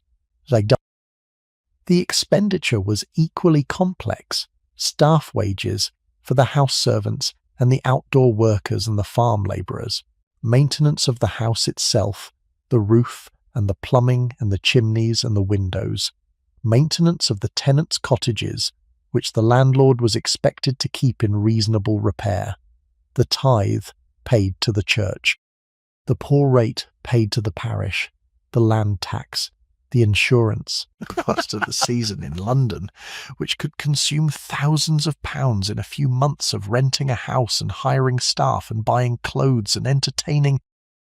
Some widows discovered, when they opened the books, that the estate was in far worse condition than they had imagined. The husband had been borrowing. The husband had been gambling. These widows faced a choice: sell land to pay the debts and shrink the estate, or borrow more and hope that the income would recover, or find other ways to increase the revenue, improve the land, renegotiate the tenants' leases, cut expenditure in areas that the husband had refused to cut, because cutting would have required him to admit that the money was running out. Some widows turned out to be better managers than their husbands. This was not something the world expected. It was not something the widows themselves expected, but it happened repeatedly across the Georgian period. The qualities that made a good estate manager were attention to detail, patience, the ability to negotiate firmly without causing offence, the willingness to sit with the accounts until they made sense. These were qualities that many women possessed. Their education had simply never given them the opportunity to develop them. The tenants, who had been accustomed to dealing with the husband, adjusted. They adjusted because they had no choice, because the widow held their leases and their livelihoods, and a tenant who refused to deal with a woman would quickly find himself without a farm. Some tenants tried to cheat the widow, assuming that a woman would not understand the accounts well enough to catch them. Some widows caught them immediately, because the widows had been watching, learning, paying attention, long before anyone realized they were doing so. There is a particular satisfaction, recorded in more than one widow's letters, in the morning when the steward arrived for his weekly meeting, and the widow asked him a question about a discrepancy in the quarterly rents that he had not expected her to notice. The steward, a man who had assumed that his weekly meetings with the new mistress would be exercises in polite agreement, found himself confronted with a question that required a real answer. He produced one. The widow listened. She produced another question. The steward produced another answer. By the end of the morning, the steward had revised his estimate of the woman across the desk from him, and he carried the revised estimate back to the village, where he mentioned it casually at the public house. The widow, the steward said. The widow knows the books. And the village, listening, understood that something had changed. The estate was being run now by someone who was paying attention, and paying attention in the management of a great property was almost everything. The relationship between the widow and her steward, once it had been established on the right terms, became one of the most important professional partnerships of her later life. A good steward was worth more than gold. He understood the estate. He knew the tenants. He knew the rhythms of the agricultural year and the prices the harvest would fetch in the local market. He knew which of the cottages needed repair and which could be left for another year. The widow who found such a man did everything in her power to keep him. She paid him well. She listened to his recommendations. She gave him the authority to act on her behalf when she was in London or at Bath. And when, after many years, the steward eventually retired or died, the widow felt the loss as keenly as the loss of any close relation. The replacement was always difficult. The new steward had to be tested, taught the particularities of the estate, watched until his competence and his honesty were established beyond doubt. The transition, in some cases, took years. The tenants, similarly, learned to deal with the widow over time. They came to the great house, or to the dower house, on rent days 4 times a year, and they paid their quarterly rents, and they left whatever requests they had with the steward to be considered by the widow. The widow knew them. She knew the names of their wives and the ages of their children. She knew which of them had had a difficult harvest and which had been overproducing for years. When a request came up to extend a lease, or to reduce a rent, or to forgive a debt because of an illness in the family, the widow weighed the case on its individual merits, and her decision was usually based less on the abstract economics of the estate than on her detailed knowledge of the particular family making the request. Some widows were tougher than their husbands had been. Some were softer. But all of them were closer to the actual lives of their tenants than the husbands had typically been, because the husbands had been in London or in the army or at Westminster, and the widows, by definition, were here. The story of Georgiana, Duchess of Devonshire, and her friend Elizabeth Foster, known as Bess, is the strangest love story of the Georgian period. It ends with a widow who had engineered her way to one of the grandest titles in England through 30 years of patience. Georgiana Spencer married the 5th Duke of Devonshire in 1774. When she was 17, she was the most celebrated woman of her generation. She was beautiful in the way that people who transform a room when they enter it are beautiful, not through perfection of feature, but through a quality of aliveness, of attention, of energy that drew every eye and held it. She was politically active, campaigning for the Whigs in the Westminster election of 1784, with a directness that scandalized the Tories, who spread rumours that she was trading kisses for votes. The rumours were probably false. The campaigning was certainly effective. She canvassed door to door. She attended rallies. She used her celebrity to draw crowds and her charm to hold them. She was also desperately unhappy. The Duke was cold, unfaithful, and emotionally absent. He communicated in monosyllables. He showed no interest in her political work, her friendships, her enthusiasms. He gambled, drank, and kept mistresses with a casualness that suggested he did not consider his wife's feelings relevant to his decisions. The marriage was a disaster conducted in some of the finest houses in England. Devonshire House on Piccadilly was a Palladian palace that occupied an entire block. The entrance hall was paved in marble. The staircase swept upward in a curve of carved stone that took the breath away when you first saw it, and that became over time merely the way you went upstairs. The drawing rooms were decorated in the French style, gilded furniture and Sèvres porcelain, and paintings by Reynolds and Gainsborough. The rooms were magnificent and cold. Magnificent because they were designed to impress, and cold because no amount of magnificence could compensate for the absence of warmth between the two people who lived in them. Chatsworth, the Duke's country seat in Derbyshire, was even grander. A house built on a scale that made Devonshire House look modest. The grounds stretched for miles. The gardens were designed by Capability Brown. The collection of art and sculpture was one of the finest in private hands in Europe. Georgiana walked through rooms of gold and marble, occupied by a man who barely spoke to her, who preferred his dogs to his wife, who had mistresses that he did not trouble to conceal. The great Cavendish properties stretched across Derbyshire and London, rooms of gold and marble occupied by two people who could barely stand to be in the same building. In 1782, Georgiana met Bess Foster. Bess was the daughter of the Earl of Bristol, recently separated from her husband, who had taken her children and refused to let her see them. She was pretty, gentle, sympathetic, and entirely without money or position. She needed help. Georgiana, who was generous to a fault, offered it. The generosity was characteristic. Georgiana was not merely a socialite. She was, in the years before Bess's arrival, one of the most politically active women in England. She campaigned openly for the Whig Party.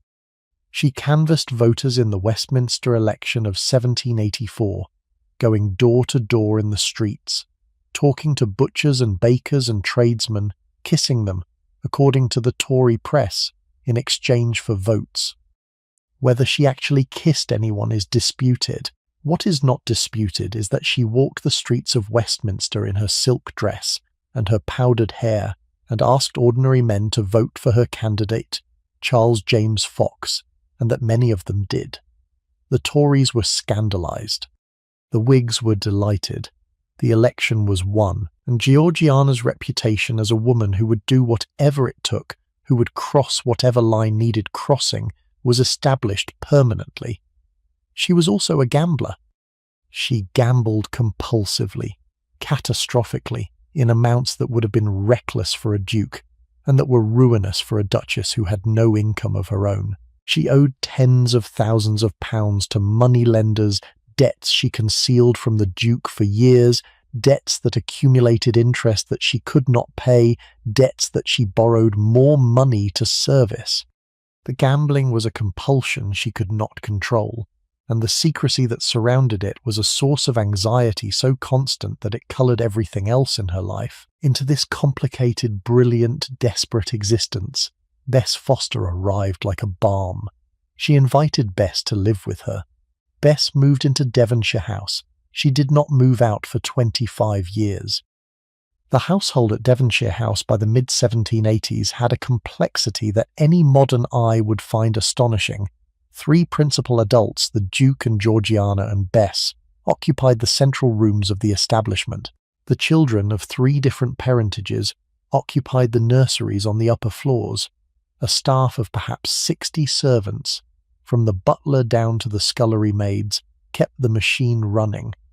Visitors came and went constantly, because Devonshire House was one of the centres of Whig political life, and was rarely without a house-guest of some prominence.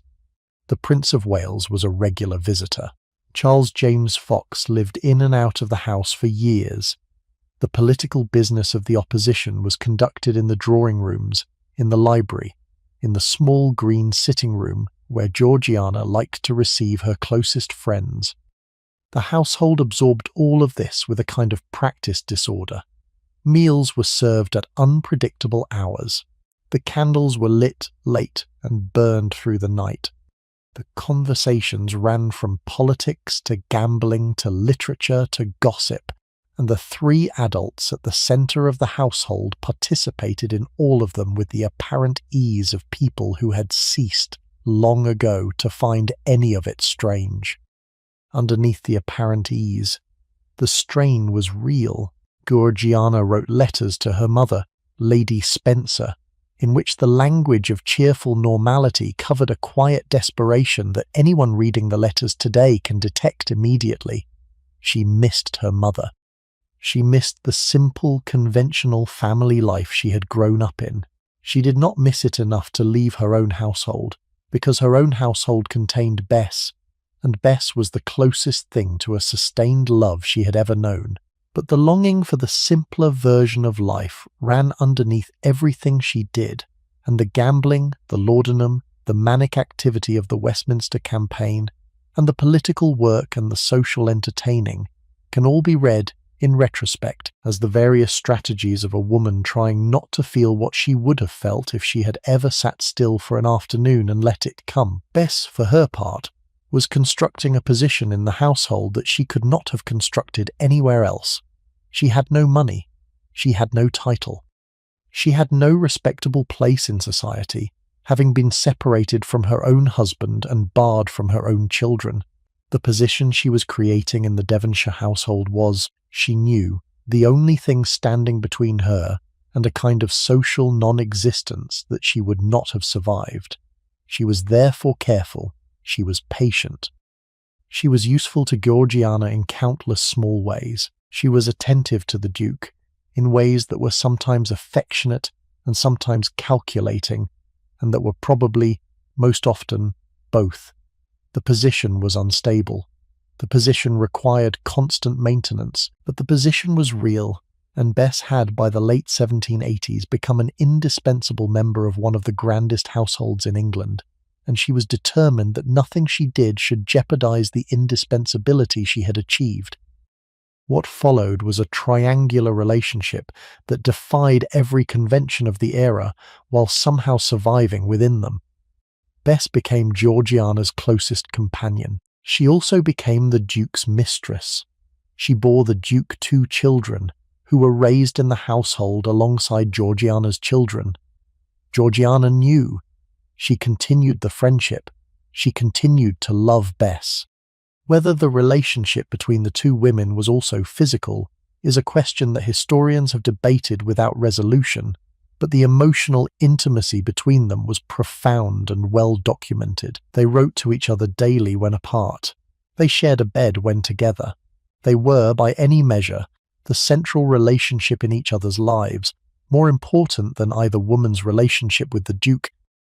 The household at Devonshire House and at Chatsworth absorbed this arrangement with the strange flexibility that Georgian aristocracy was capable of when its scandals were sufficiently grand.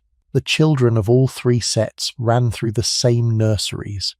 They called Bess by an affectionate name. They called Georgiana mother. They were tutored together, dressed alike, taken on the same outings to the same gardens. To an outsider, the household looked like a family. To anyone who knew the truth, it was something stranger and more interesting, an arrangement that had no name in the language of the era, because era had not been designed to describe it. The servants, who knew everything, said nothing. The relatives, who suspected everything, said little. London talked, of course. London always talked. But the talk did not change the arrangement, and the arrangement endured for a quarter of a century, because all three of the people involved had decided, for reasons that were different in each case, but that converged in their effect, that the arrangement was preferable to any of the alternatives. Georgiana died in 1806, at the age of 48. Her health had been destroyed by years of heavy drinking, laudanum use, and the strain of a public life that concealed a private catastrophe. Bess mourned her genuinely. And then, in 1809, Bess married the Duke of Devonshire. The marriage shocked society. The former mistress, the woman who had lived in the household for a quarter of a century, who had borne the Duke's children while his wife was alive, was now the Duchess. The Cavendish family was horrified. Georgiana's children, who had grown up with Bess as a second mother, turned against her. The society that had tolerated Bess as a companion now condemned her as a schemer who had been waiting all along for Georgiana to die so that she could take her place. The Duke died in 1811. Bess became the Dowager Duchess of Devonshire. She was 60 years old. She had arrived at Devonshire House in 1782 as a penniless, separated woman with no position and no prospects. 30 years later, she held one of the grandest titles in England. She had achieved it not through birth or money, but through endurance, through the quiet accumulation of presence, through being there, always there, indispensable and available and willing to wait. She spent her remaining years in Rome, living quietly on her jointure, collecting antiquities, entertaining visitors who came as much for the gossip as for the art. She died in 1824. Her story is the most patient, most calculating, and perhaps the most unsettling version of the widow's path to power. She did not seize power through force of personality, like Lady Jersey. She did not build it through strategic entertaining, like the Duchess of Gordon. She acquired it by staying in the room longer than anyone else, by being the last one left, by understanding that in a world where women's power depended on their relationship to men, the woman who controlled the relationship most completely was the woman willing to wait the longest. Elizabeth Vassall Fox, Lady Holland, broke every rule. She divorced her first husband, Sir Godfrey Webster, in 1797. Divorce in the Georgian period was rare, expensive, and devastating to a woman's reputation. A divorced woman was, in the eyes of polite society, only slightly more respectable than a prostitute. She was cut by her former friends. She was barred from court. She was excluded from the events and the circles that had defined her social life. Elizabeth did not care. She married Lord Holland, who had been her lover, and who was the nephew of the great Whig politician Charles James Fox. She moved into Holland House in Kensington, a Jacobean mansion surrounded by gardens. Over the next 30 years, she proceeded to make it the most important political salon in England, more important than Melbourne House, more important than any drawing room in Mayfair. The marriage to Lord Holland was, by the standards of the era, a love match in the most ordinary sense. They had met, they had become attached. They had decided that the marriage was worth the social cost. Elizabeth's first husband, Sir Godfrey Webster, sued for damages and won. The damages were paid by Lord Holland personally, in cash, several £1,000s, the standard penalty in a divorce of this kind for what the law called criminal conversation. Elizabeth's children by her first marriage were taken from her. Sir Godfrey kept them and would not allow her to see them, and the children grew up barely knowing their mother. The pain of this loss never fully receded.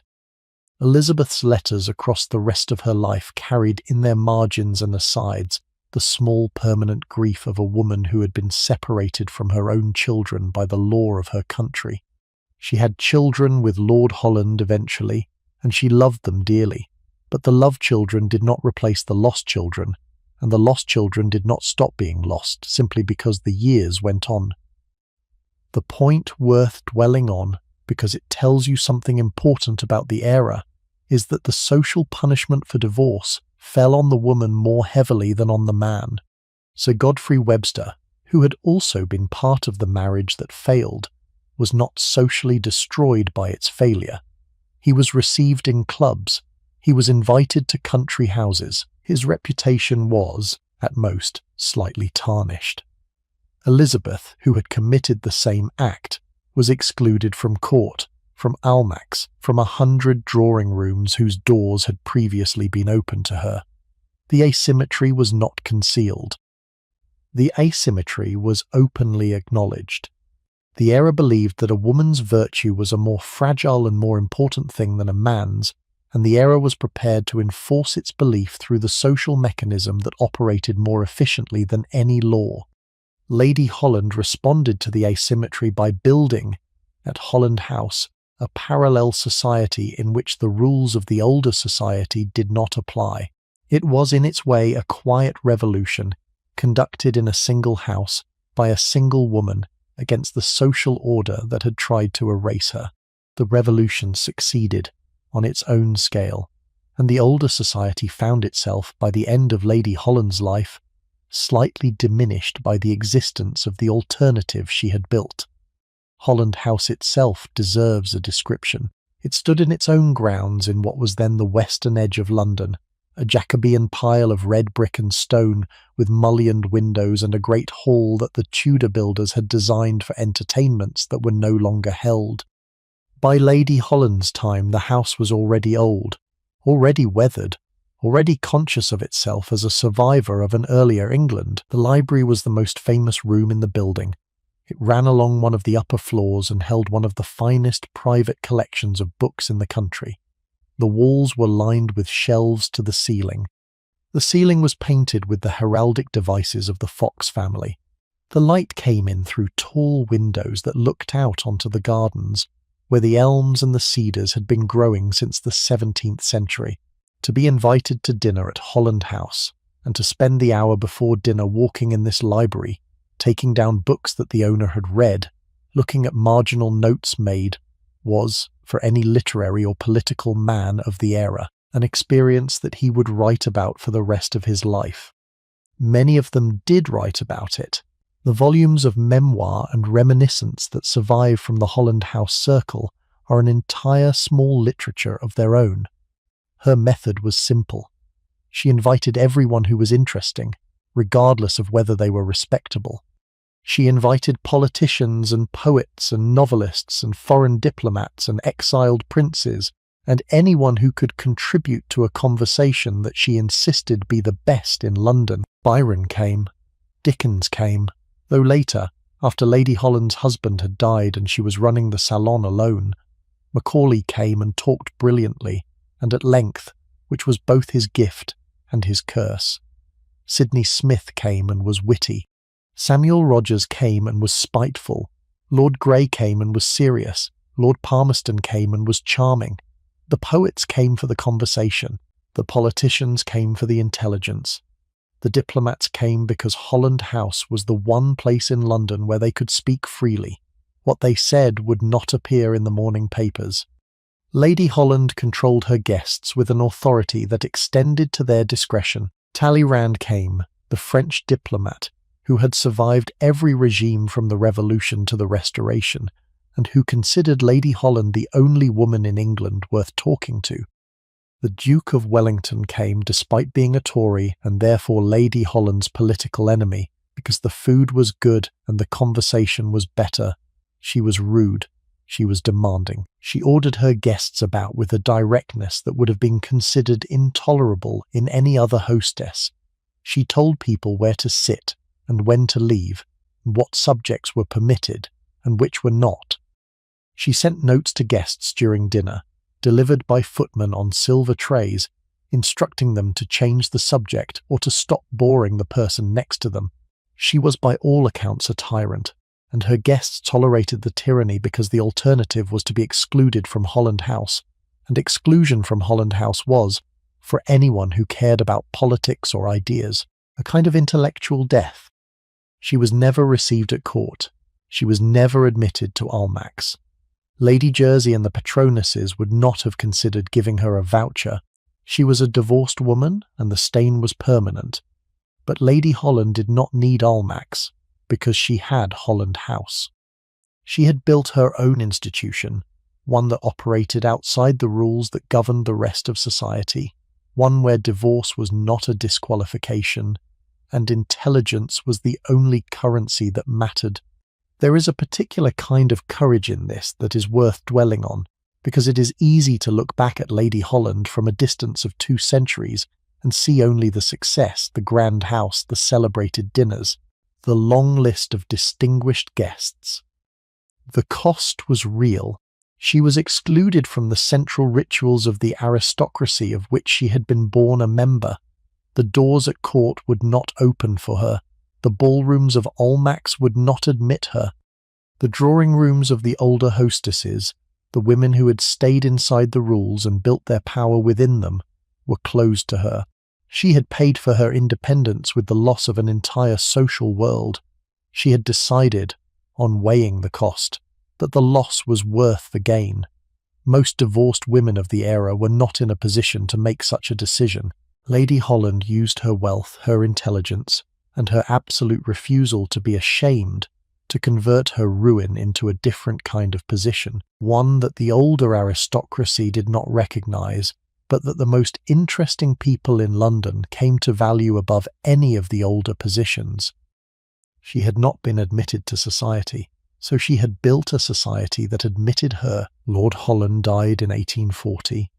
Lady Holland continued to run Holland House for another 5 years, the widow who had lost her host but not her authority. The dinners continued. The guests continued to come. The conversation was still, by common agreement, the best in London. She died in 1845, and Holland House died with her, because what had made it extraordinary was not the building or the food or the guest list, but the woman who had created all three. She had been excluded from every official source of social power in Georgian England, and she had responded by building her own, and hers had lasted longer and mattered more than any of them.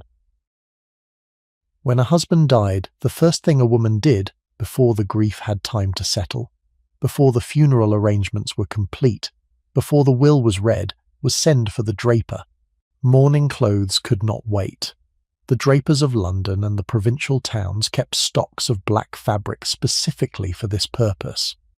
Jay's London General Mourning Warehouse on Regent Street, one of the most prominent, could outfit a widow from head to foot within 24 hours of her husband's death. The shop was vast, an entire building devoted to the clothing of grief, staffed by women in black, who moved through the aisles with the quiet competence of people who understood that their customers were in pain.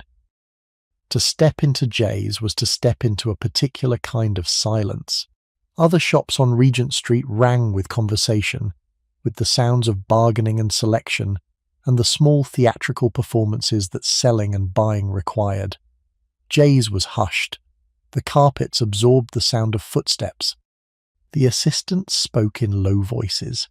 The customers, when they spoke at all, did so quietly, because they had been taught by the conventions of the era that grief required restraint. There were rooms for the various stages of mourning, a room for full black, a room for the subdued silks of second mourning, a room for the lavenders and greys and dark purples of half mourning, the colours that signalled the gradual return to ordinary life. The widow moved through these rooms in the order that the rituals required, beginning at the blackest and progressing, over the course of 2 years, toward the lightest. She would buy from the same shop for the duration of her mourning. The shop kept her measurements. The shop knew her preferences. The shop, in its quiet professional way, accompanied her through the entire process of becoming, and then ceasing to be, a woman in black. The process was efficient. The widow or her representative would arrive at the shop. The measurements would be taken. The fabrics would be selected. The garments would be cut and sewn and delivered, sometimes within the same day, so that the widow could appear at the funeral in the correct costume. The speed was essential. A husband might die on Monday and be buried on Thursday. The widow needed to be properly dressed by Wednesday at the latest. Society required them immediately. To appear in public without proper mourning within days of a husband's death was a failure of respect so severe that it could follow a woman for years. The first stage was called full mourning. It lasted 12 months. The fabric was parramatta, a blend of silk and wool with a dull finish, or bombazine, a heavier fabric with a similar matte surface. The key requirement was that the fabric must not shine. No silk, no satin, no taffeta, nothing that caught the light. The mourning dress must absorb light, must appear to absorb everything, as though the woman wearing it had been swallowed by the darkness of her loss. The dress was trimmed with crepe, a crimped fabric made from tightly twisted silk that had been treated to produce a rough, granular texture. The crepe was attached to the dress in bands at the hem, at the cuffs, at the collar. The width and placement of the crepe bands were specified by custom. Wider bands signified deeper grief. Narrower bands signified the passage of time. The crepe had a distinctive smell, a slightly chemical odor from the treatment process, and the smell of a woman in full mourning was a recognizable thing. You could identify her by scent before you saw her. The jewellery was jet. Black jet beads from Whitby in Yorkshire, carved into brooches and earrings and necklaces. No diamonds, no gold, no pearls. Nothing that sparkled or glittered or suggested that the woman wearing it had any interest in ornament.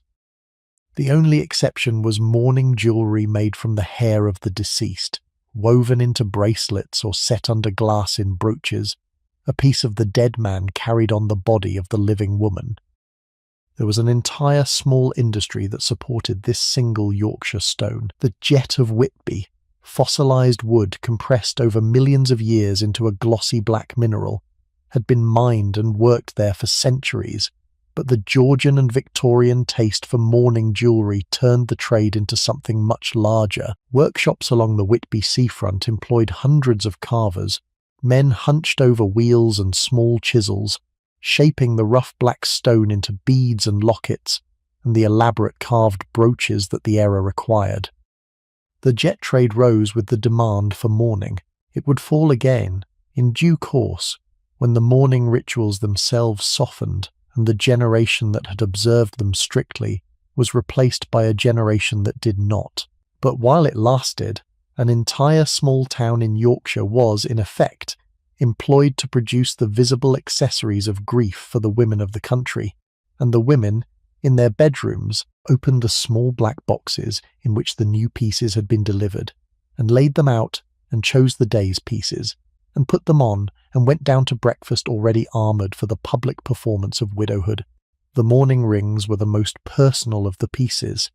Each ring contained, in a small enclosed compartment beneath a flat panel of jet or onyx, a lock of the dead man's hair. The hair had been cut at the time of death and preserved in a small paper packet, and the jeweller had received it some weeks later, when the widow had recovered enough to think about such commissions, and the jeweller had woven the hair into a tiny pattern, sometimes a wreath, sometimes a knot, sometimes a more elaborate device with the man's initials worked into it, and the woven hair had been set under glass and sealed into the ring. The widow wore the ring on her right hand, often the smallest finger, where it would not catch on her glove.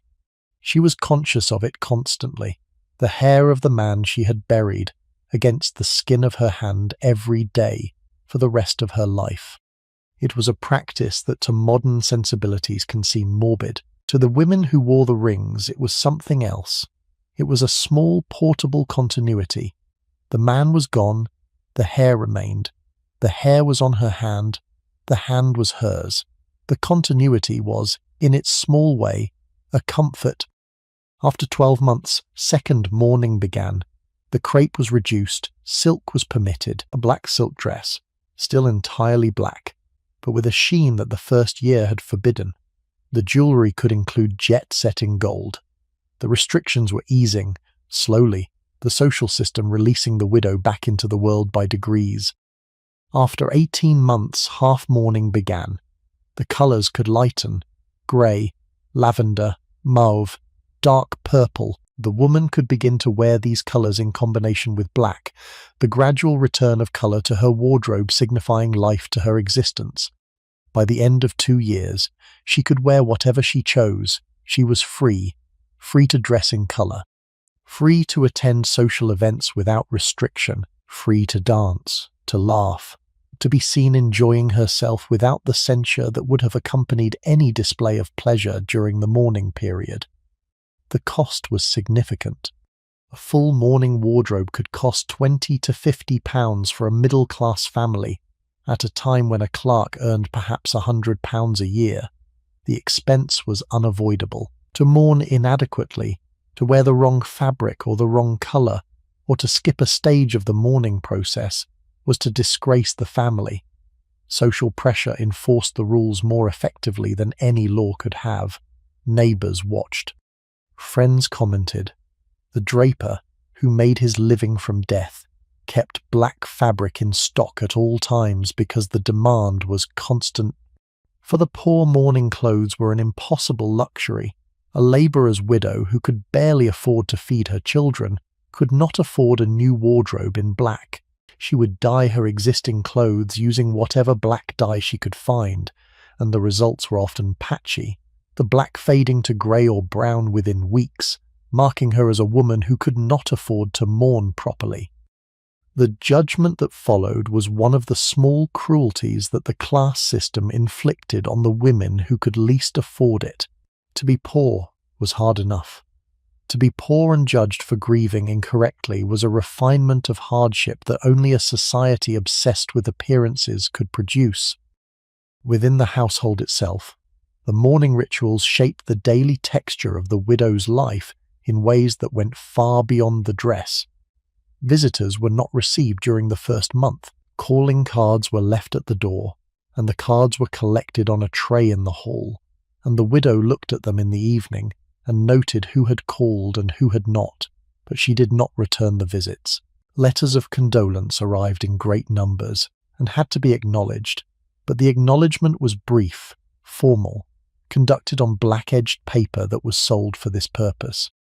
The household linen, the household notepaper, the household crests on the family carriage were all changed to incorporate the marks of mourning. The carriage horses, if the widow rode out, wore black. The footman on the back of the carriage wore mourning livery. The whole apparatus of the household announced in its small visible adjustments that a death had occurred here and that the rituals were being observed. The children were dressed in mourning too. Even the very young, who could not understand what had happened, were put into small black frocks and were taught to be quiet around their mother. The schoolroom continued, because the schoolroom always continued, but the lessons were softer. The music master did not come for the first weeks. The dancing master was suspended for the year. The portraits of the deceased were brought out of the attic, where they had been stored, or commissioned anew from a fashionable painter, who specialized in portraits taken from the life mask, so that the dead man's face would continue to look down from the walls of the dining room while the family ate beneath it. There was a particular weight to those dinners. The chair he had occupied was kept empty for the first weeks. Then, eventually, it was filled by another member of the family, or by a guest, and the table resumed its usual configuration. But the absence had been registered, and the family knew, and the room knew, and even the servants who carried the dishes in from the kitchen knew that something was not what it had been. The question of remarriage was the quiet crisis of every wealthy widow's life. The suitors would arrive. They arrived with flowers and compliments and carefully worded letters, and with the assumption, which the social system encouraged, that a woman alone was a woman incomplete. That widowhood was a temporary condition to be cured by a new marriage as soon as decency permitted. Decency permitted remarriage after 2 years of mourning. Some widows remarried within months, quietly, without fanfare, because the loneliness was too much, or the finances too precarious, or the love too strong to wait for convention. These women were gossiped about but generally forgiven, because the world understood that a woman alone was vulnerable and that a second husband was, in many cases, a practical necessity rather than a romantic choice. Some widows remarried well. They found men who were kind and companionable, and who respected the independence that widowhood had given them. These second marriages were often happier than the first. The woman entered them with a clearer understanding of what she wanted and what she would not tolerate, and the man, who was marrying a woman who did not need him, understood that the marriage was a choice rather than a requirement. But some widows looked at the calculation and decided that the numbers did not work. The jointure was hers. The dower house was hers. The legal independence was hers.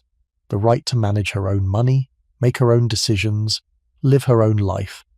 All of this she would lose if she remarried. Coverture would resume. She would become, once again, a legal shadow, her property absorbed, her contracts voided, her personhood extinguished. The calculation was especially stark for wealthy widows. A duchess with 3,000 a year, and a dower house, and the freedom to live as she pleased, had very little to gain from a second marriage, and a great deal to lose. A man who married her would gain control of her jointure, her property, and her person. She would gain a companion.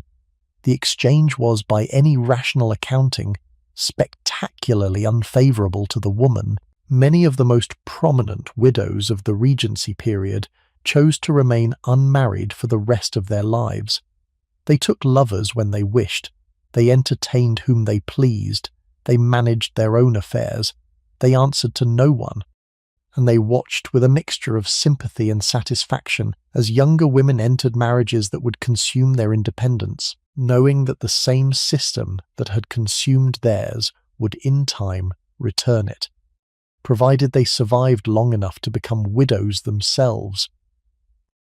The conversation between an experienced widow and a young bride was one of the small recurring scenes of Regency life that the diaries and letters of the period record again and again. The widow had been where the young woman was about to go. The widow knew what the young woman had not yet had the chance to learn. There was a temptation always to say too much, to warn the young woman about the legal disappearance she was walking toward, to advise her to negotiate a more generous jointure, to tell her, in plain language, that the man she loved would, in the eyes of the law, become her owner the moment they walked back down the aisle. Most widows resisted this temptation. They smiled, they congratulated. They said the things that were expected. They gave the young woman a small piece of jewellery perhaps, or a recipe book, or an embroidered handkerchief, and they kept the warnings to themselves, because the warnings would not have been welcome, because the young woman was in love and did not want to hear about coverture, and because, in the end, the young woman had to make her own marriage in her own way and discover its shape for herself. The widow knew this. The widow had been the young woman once, and so she kissed the bride on the cheek and wished her every happiness and went home to her own house, where the chair by the fire was hers, and the keys to the cabinets were hers, and no one would tell her, ever again, what she could and could not do. Princess Dorothea Lieven occupied a position in Regency London that no other woman could have held. She was the wife of the Russian ambassador, Count Christoph von Lieven, and she used her diplomatic status as a platform for an influence that extended far beyond the embassy and into the heart of British government. She arrived in London in 1812 and stayed for 22 years. She was not beautiful in any conventional sense.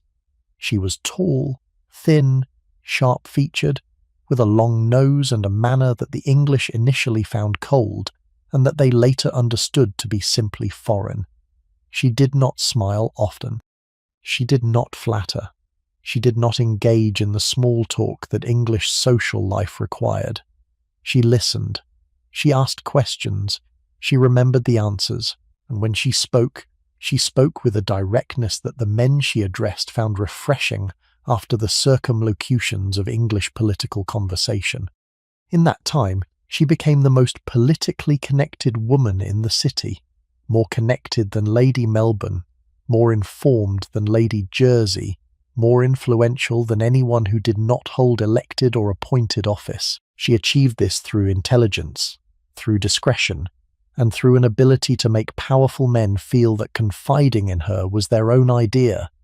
Her method was the private conversation, not the dinner party, not the ball. The quiet talk in a corner of a drawing room, the walk in the garden during a country house weekend, the letter written late at night and sealed with wax and sent by private messenger. She spoke to Foreign Secretary Castlereagh about Russian policy. She spoke to Metternich about the balance of power in Europe. She corresponded with diplomats across the continent, gathering information, comparing notes, building a picture of European politics that was more complete than any single government's intelligence service could provide. She was not a spy. She was something more subtle and more effective. She was a conduit. Information flowed through her, from London to Vienna to St. Petersburg and back, and the flow was managed with a skill that made her indispensable to everyone who used it. The British government found it useful to have a channel to the Russian court that bypassed the formal diplomatic machinery. The Russian government found it useful to have an observer in London who understood British politics better than most British politicians did. Princess Lieven served both purposes, and the dual service gave her a power that no official title could have conferred. Her letters to her brother, Count Alexander Benkendorf, who was the head of the Russian secret police, are one of the great archives of 19th century European political history. Over 20 years of correspondence, she described in detail the personalities of every leading British politician, the strengths and weaknesses of every prime minister, the state of every great house, the marriages, the affairs, the financial troubles, the political alliances. She wrote with a precision and a wit that made her letters worth reading even apart from their content. She was, in her private correspondence, one of the great writers of her era, a fact that her contemporaries did not know and that historians have only gradually come to recognize. The letters were not casual. She wrote them at a particular hour, in a particular room, with a particular set of materials laid out on the desk before her. The fire was lit, the candles were trimmed, the paper was good, the ink was fresh. She wrote with a steel pen, recently introduced and not yet universal, but she had adopted it because it produced a steadier line than the quill, and allowed her to write for longer without the small interruptions that quill writing required. She wrote at speed. She rarely revised. The letters that survive in the Russian archives, in their thousands, are the products of a mind that had organized itself for this work, and that performed the work, night after night, with the consistency of a craftsman fulfilling a commission. She knew her brother would read them. The letters were therefore not merely letters. They were the slow accumulating influence of one woman on the policy of an empire. She was not a widow during her London years. Her husband was alive throughout, but she behaved with the independence that widowhood would have given her, because her husband was an indolent, agreeable, politically uninvolved man who left his wife to do whatever she liked, and what she liked was to run the most important diplomatic salon in London, and to influence the policy of every major European power simultaneously. When her husband was recalled to St. Petersburg in 1834, she went with him, reluctantly, and her London years ended. But the lessons of her career remained. She had demonstrated that a woman with intelligence and discretion and access could exercise more influence over the foreign policy of multiple major nations than most of the men who held the formal titles. She had done this without ever holding an office, without ever being elected, without ever being officially consulted. She had done it by being interesting enough that the men who held the offices wanted to talk to her, and trustworthy enough that they were willing to confide in her, and intelligent enough that her opinions were worth seeking. The model was not new. Lady Melbourne had used a version of it, but Princess Lieven refined it, internationalized it, and demonstrated its possibilities at a scale that no English hostess had matched. The discipline of letter writing, which was the medium through which Princess Lieven and most of the other women we have been describing did their work, deserves a moment of its own. The Morning Post, which arrived in London twice a day in the early 19th century, and which carried letters across the country with a speed that had never been achieved before, was the central technology of the women's political world. A letter posted in London on Monday afternoon could be in Bath by Tuesday morning, in Edinburgh by Wednesday evening, in any major town in England by the end of the week. The system was reliable. The system was respected. The system was the medium through which a hostess in Mayfair could, without ever leaving her own drawing room, conduct a continuous conversation with 20 other hostesses in 20 other places, and through which the political opinions of the country could be shaped daily, hourly, by people who never appeared in the parliamentary record at all. The widow's writing desk was the central piece of furniture of her life. It stood against a wall in her morning room, near a window for the natural light, with a small lamp for the dark hours. The drawers contained her stationery, her sealing wax, her small collection of seals, her supply of fresh quills or steel pens, her ink in its covered wells. The top of the desk had her writing slope, a wooden surface with a slight angle to make the writing easier on the wrist, covered in green leather or in baize. The writing slope opened to reveal a compartment for current correspondence, and another for letters that needed to be answered. The widow's hand, over the decades, had worn the leather of the slope smooth where her wrist rested, and the indentation was the small physical record of the thousands of hours she had spent at this desk, in this position, with this pen in her hand, writing the letters that constituted her actual political work. The act of sealing a letter was itself a small ceremony. The widow folded the paper carefully. She lit the candle that stood on her desk for this purpose. She held a stick of red sealing wax to the flame until a drop began to fall, and she let the drop land on the join of the paper, and she pressed her seal into the soft wax before it cooled. The seal might bear her own arms if she was titled, or her husband's arms which she still used, or a small personal device that had been hers since girlhood. The seal had a meaning that we have largely lost. It was not just a closure. It was a signature. It said, "This letter is from me."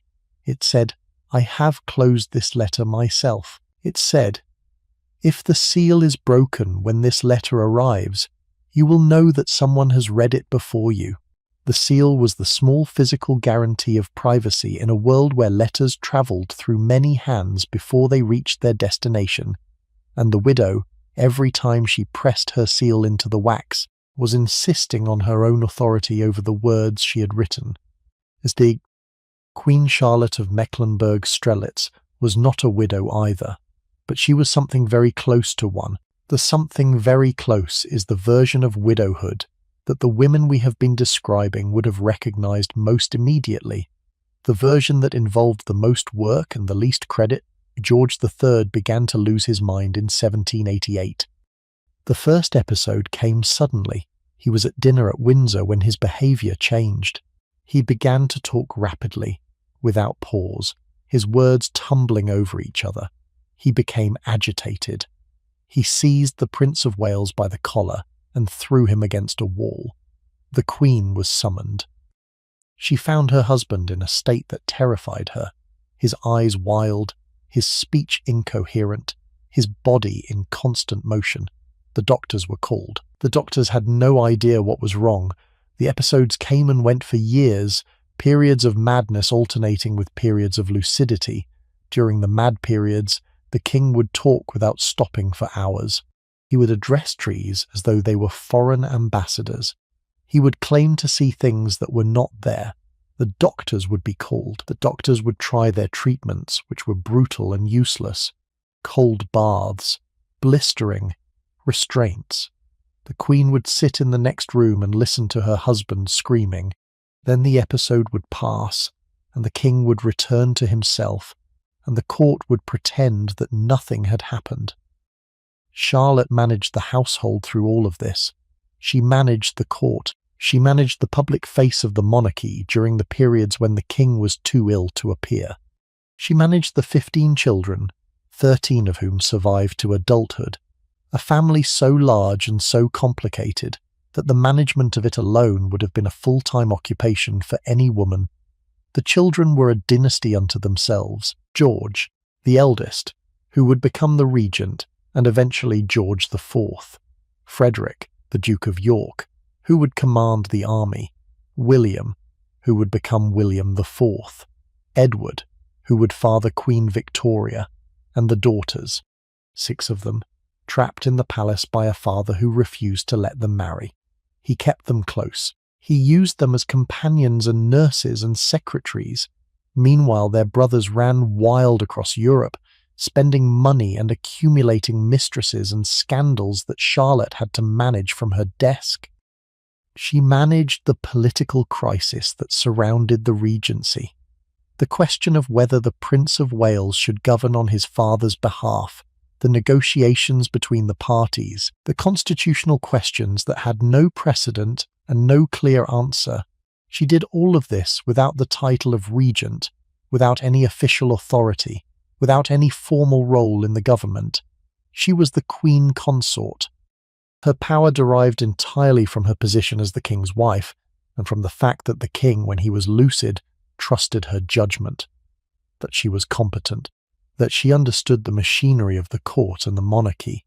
No one else, not the Prince of Wales, not the ministers, not the doctors, could manage the situation as effectively as she could. She was, in everything but name, a widow running the institution that her husband could no longer run. The king was alive but absent. The authority was hers but unofficial. The work was constant but unacknowledged. She occupied the loneliest version of the pattern we have been tracing all evening. The woman who holds everything together while the world watches the man she is holding it together for. In 1811, the Regency was formally established. The Prince of Wales became regent. Charlotte's unofficial authority was replaced by her son's official authority, and the replacement was not gentle. The prince took control. He excluded his mother from decisions. He installed his own people at court. Charlotte retreated to her private apartments and lived out the remaining years of her husband's reign in a kind of internal exile. Surrounded by the children and the servants and the habits of 60 years, her son ran the monarchy. Her husband sat in a room at Windsor, blind and deaf, talking to the ghosts of people who had been dead for decades. She died in 1818. The king died in 1820, having been effectively dead to the world for nearly a decade. Charlotte had been, in practical terms, a widow for more than 30 years before her husband's actual death. She had carried the weight of the institution, had managed the crisis, had held the family together, and she had done it all without the legal freedom that widowhood would have granted, without the social independence provided. She had done it as a wife, and a wife in the Georgian system was not a person, she was a function, and the function, once performed, was forgotten. The portrait of Charlotte that hangs at Windsor today, painted by Alan Ramsay in the early years of her marriage, shows a young woman of plain features and serious expression, dressed in court robes that are more elaborate than the woman wearing them. She had not yet had the children. Looking at the portrait now, knowing what came after, one feels the weight of everything the painted figure does not yet know. The 15 children, the mad king, the political crisis, the 40 years of public performance and private grief. The painter could not have known any of this. The painter painted the wife the king had brought home from Mecklenburg-Strelitz, an unremarkable young German princess of 17, and let the portrait speak for the moment. The moment passed. The painted figure stayed, and the woman she became, the woman who actually lived the life that the painting could not foresee, became one of the great endurers of the era, a woman whose biography is an argument for the seriousness of work that the world considered trivial. There is a strange comfort in considering Charlotte alongside the other figures of tonight's story. She was not a widow. She did not have the legal freedom of the widow. She did not have the social independence of the widow. But her work was the same work. The management of a household, the management of a family, the management of an institution that the men around her were not always able to manage themselves. The widows of the Regency had this work too, and they had it with the legal freedom that their husbands' deaths had granted. Charlotte had it without. The difference made her position lonelier and harder, but it did not change the work itself. Whatever the widow did in her drawing room, Charlotte did in the Queen's apartments at Windsor, on a larger scale, and with less acknowledgement, and with no end except the end that her own death finally provided. The institutions that the widows built are still standing. This is the part of the story that is often overlooked.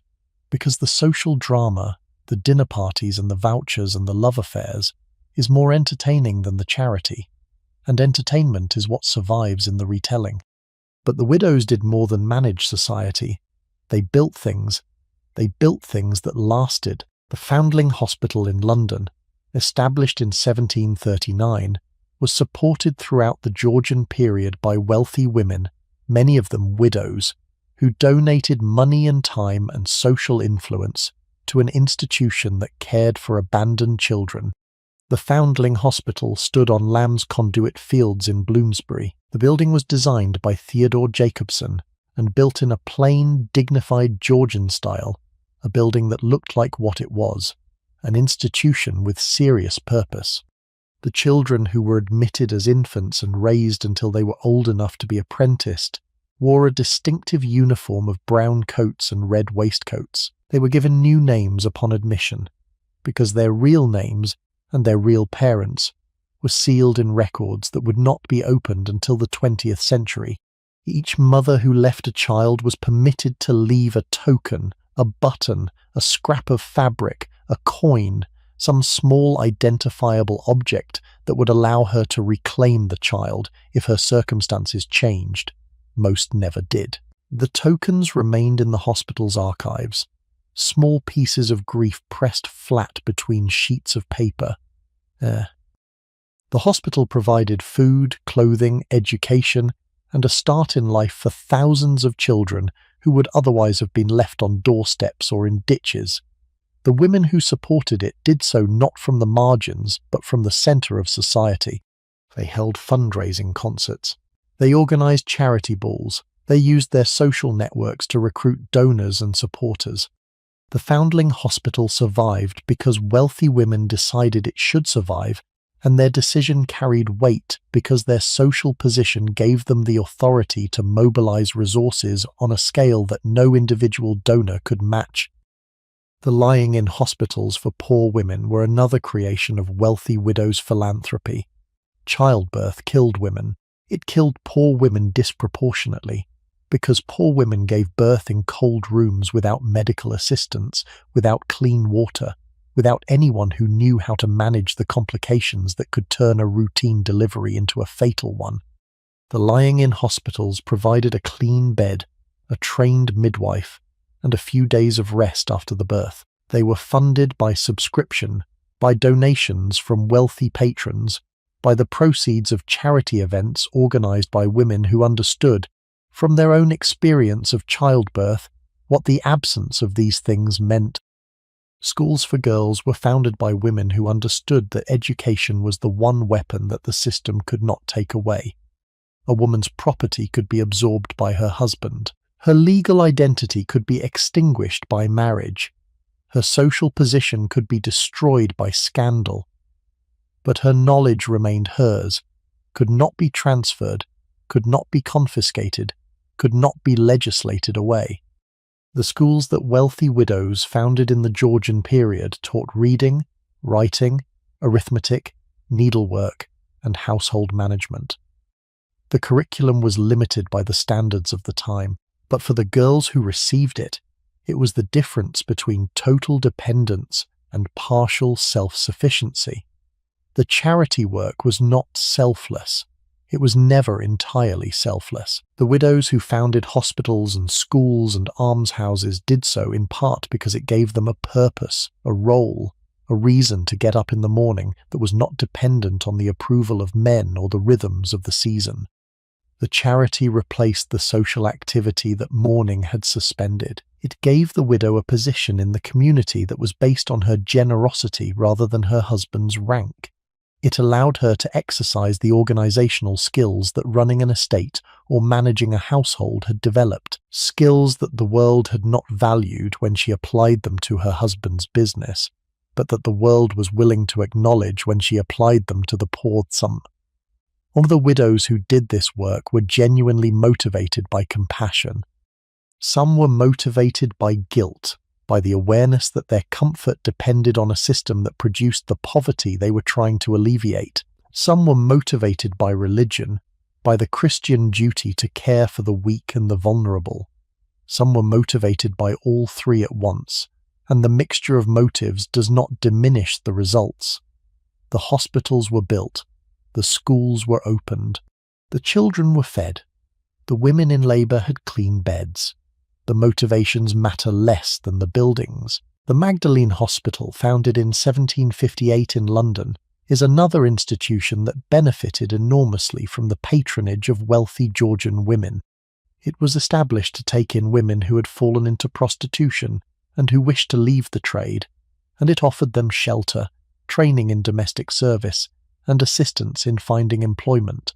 The institution was controversial in its own time because the question of whether prostitutes were victims to be helped or sinners to be punished was not a question that Georgian society had answered with one voice.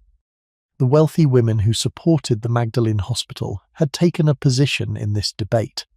They believed the women were victims. They believed the women could be helped. They put their money behind the belief, and the institution survived, and it operated for 2 centuries, and the women who passed through it in those 2 centuries had a chance at a different kind of life that they would not have had without it. The almshouses for elderly widows were another quiet but substantial Georgian achievement. These were small houses, often arranged in a row around a central courtyard, with a chapel at one end and a warden's lodge at the other, designed to provide shelter for women who had been respectable, but who had fallen on hard times in old age. A clergyman's widow whose pension had run out, a schoolmaster's widow whose children had died young, a craftsman's widow whose savings had been exhausted by the long illness of the husband. These women were not destitute in the way that the parish poor were destitute, but they were dependent on the kindness of better-off relations or on charitable institutions, and the almshouses provided them with a small but secure place to live for the rest of their lives. The buildings themselves still exist in many English market towns, often still functioning, still housing elderly women under the terms of the original endowments.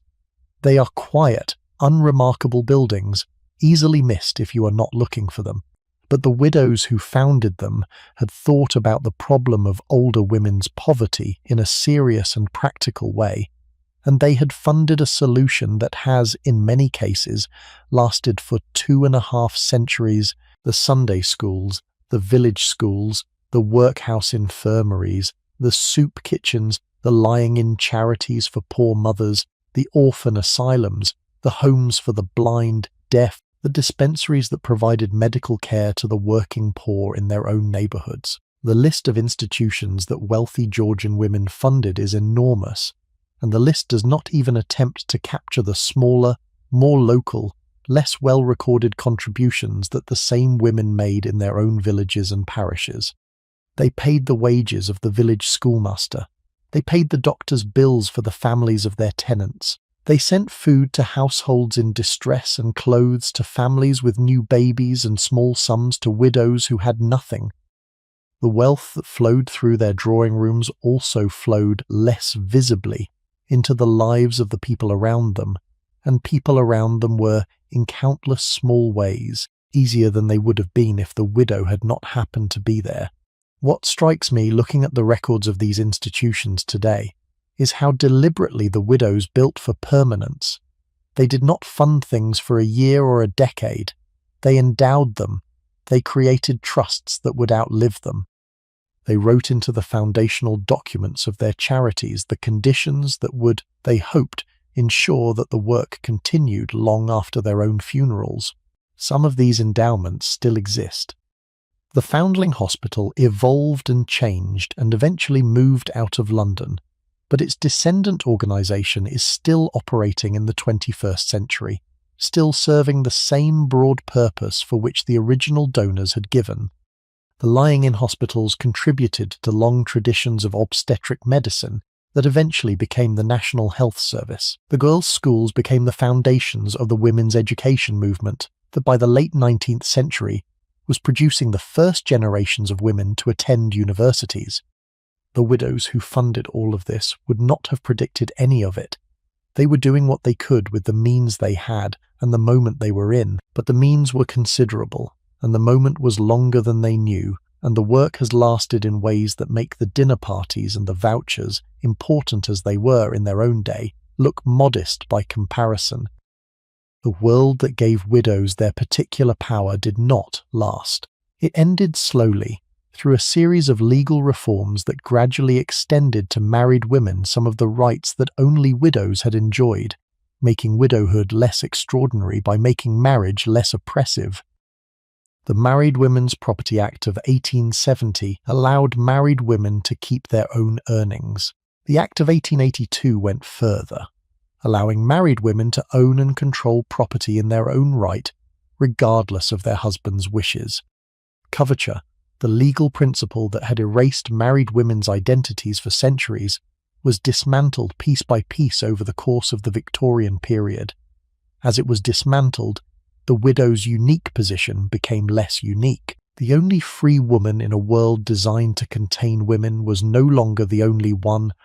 The political power of the hostess declined too, though more slowly. The political parties of the Victorian era developed their own machinery, their own organisations, their own methods of whipping votes and managing opinion.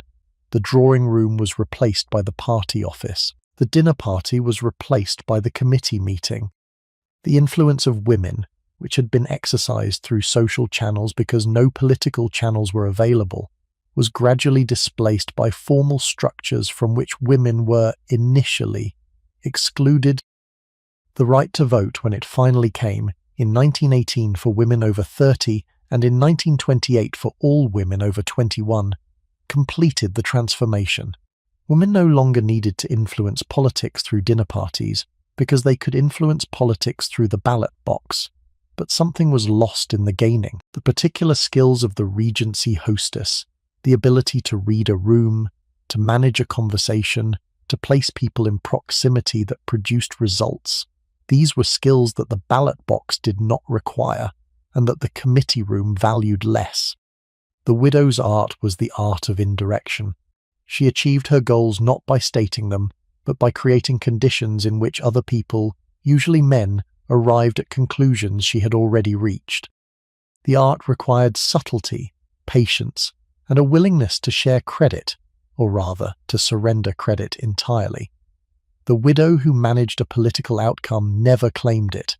The minister who announced the policy never acknowledged who had seated him next to the wavering vote at dinner the week before. The invisibility was the art. But the transition was slow, and the old methods persisted alongside the new ones for decades. The political hostess did not disappear overnight. The drawing room remained a site of political conversation well into the 20th century. The skills that Lady Melbourne had perfected in the 1790s remained useful long after the legal framework that had necessitated them had been dismantled.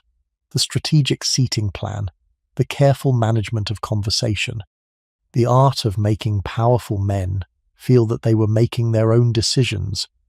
The Regency widows had shown what women could do when given freedom. They had managed estates. They had controlled fortunes. They had shaped the political direction of the country. They had built institutions that outlasted them. They had done all of this within a system that was designed to prevent them from doing any of it. And they had done it so effectively that the system itself was eventually changed to reflect the reality of what they had accomplished. The change came too late for them. The women who had demonstrated that women could manage money were dead before the law allowed married women to own money. The women who had influenced political decisions were dead before women could vote. The women who had built hospitals and schools were dead before the welfare state assumed responsibility for the things they had funded out of their own pockets. The widows of the Regency did the work. The women of the 20th century received the credit. The gap between the doing and the crediting is one of the quiet injustices of history. It is the kind of injustice the Regency widows themselves would have understood. They had spent their lives operating in the gap between what they did and what they were acknowledged for doing. The houses they had lived in tell a part of the story that the biographies do not always tell. Many of those houses are still standing. Holland House was severely damaged during the Second World War, and now exists only as a partial ruin within a London public park. But the ruin itself has been preserved, and you can walk through the remaining shell of the building where Lady Holland conducted her dinners. Devonshire House is gone, demolished in 1924 to make way for an office block, but Chatsworth still stands, still receives visitors, still contains the rooms that Georgiana walked through and the gardens that she designed with Capability Brown. The dower houses on 100 Georgian estates still exist, and many of them are now privately owned by people who know, when they know it at all, only the broad outline of the woman who once lived in their drawing room. The houses do not remember their tenants. The houses are simply there, doing the slow work of being old buildings, while the women who once made decisions inside them have passed into the histories or have failed to pass into the histories, depending on whether the decisions they made happen to align with the things the histories thought worth recording. The diaries and letters that have survived give us occasional unexpected glimpses of these women in moments that the public record does not capture. A note in the margin of a household account book made by a widow whose name we know but whose handwriting we have not learned to recognize, recording that she had given 2 shillings to a beggar at the gate, an entry in a private journal recording the death of a favourite dog, written in a tone of such genuine grief that the woman who wrote it could not have been the entirely composed political operator that her contemporaries believed her to be. A letter to a granddaughter, written late in life, in which the widow tries to explain something about her own marriage that she has never put into words before, and that the granddaughter, reading the letter 80 years later when she is herself an old woman, only partially understands. These are the fragments. These are the small pieces of evidence that the women themselves produced in their unguarded moments when they were not performing for the world. They do not add up to a complete picture of any of these women. The complete picture is gone, but the fragments are enough to remind us that the figures we have been talking about all evening were, before they were anything else, people. People with daily lives and small habits and private griefs, and the kind of love for a particular dog or a particular grandchild that is the most ordinary thing about any of us. And that is also, in the records of the great, the part that gets lost first. There is a particular sadness in this that I want to stay with for a moment, because the sadness is not the sadness of failure. These women did not fail. By any honest measure, they succeeded enormously. They built lives of consequence in a system that had been engineered to deny them consequence. They raised the next generation. They funded the institutions.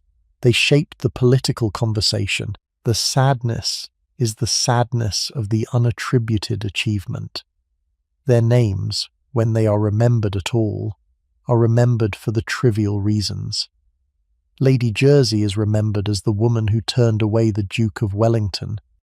The Duchess of Gordon is remembered as the woman who married off her daughters. Lady Melbourne is remembered as the mother of a Prime Minister, when she was, in fact, the architect of her son's career and the inventor of the salon that taught him his trade. The simplifications have travelled. The complexities have not. They had built their power in the shadow of male power, and the shadow had remained, and the histories had been written by men who saw the shadow first, and the women in it only second, if at all. I want to stay for a moment with one specific scene that I think captures everything we have been talking about tonight. It is the morning after a great political dinner in the late 1820s. The dinner has been at the home of one of our widows. The particular one does not matter. 20 guests, including 3 cabinet ministers, 2 foreign ambassadors, and a future prime minister, have eaten and talked and gone home. The fires have been allowed to burn down. The footmen have cleared away the silver and the china and the glassware and gone to bed. The widow herself, in the small hours, has done her writing and finally retired. It is now 8 in the morning. The widow is having her chocolate in her bedroom. The maid has drawn the curtains. The morning post has not yet arrived, and the widow is reading, with quiet attention, the report in the newspaper of last night's parliamentary debate. She knows the participants. She had 3 of them at her dinner 2 nights ago. She had given the Prime Minister a piece of advice about the wording of a particular clause in a bill that was scheduled for debate in the Lords. The advice was given as an aside, between courses, in the tone of a woman simply making conversation. The conversation had moved on. The widow had not, that night, raised the matter again. And now, this morning, in the report of the debate, the widow reads the new wording of the clause as the Prime Minister actually proposed it in the chamber yesterday afternoon. It is almost word for word the wording she suggested at her dinner. Nobody else in the country knows this. Nobody will ever know this. The Prime Minister himself, who used the words, has perhaps forgotten that he heard them at her table. The widow reads the report. She allows herself a small, private smile. She turns the page of the newspaper.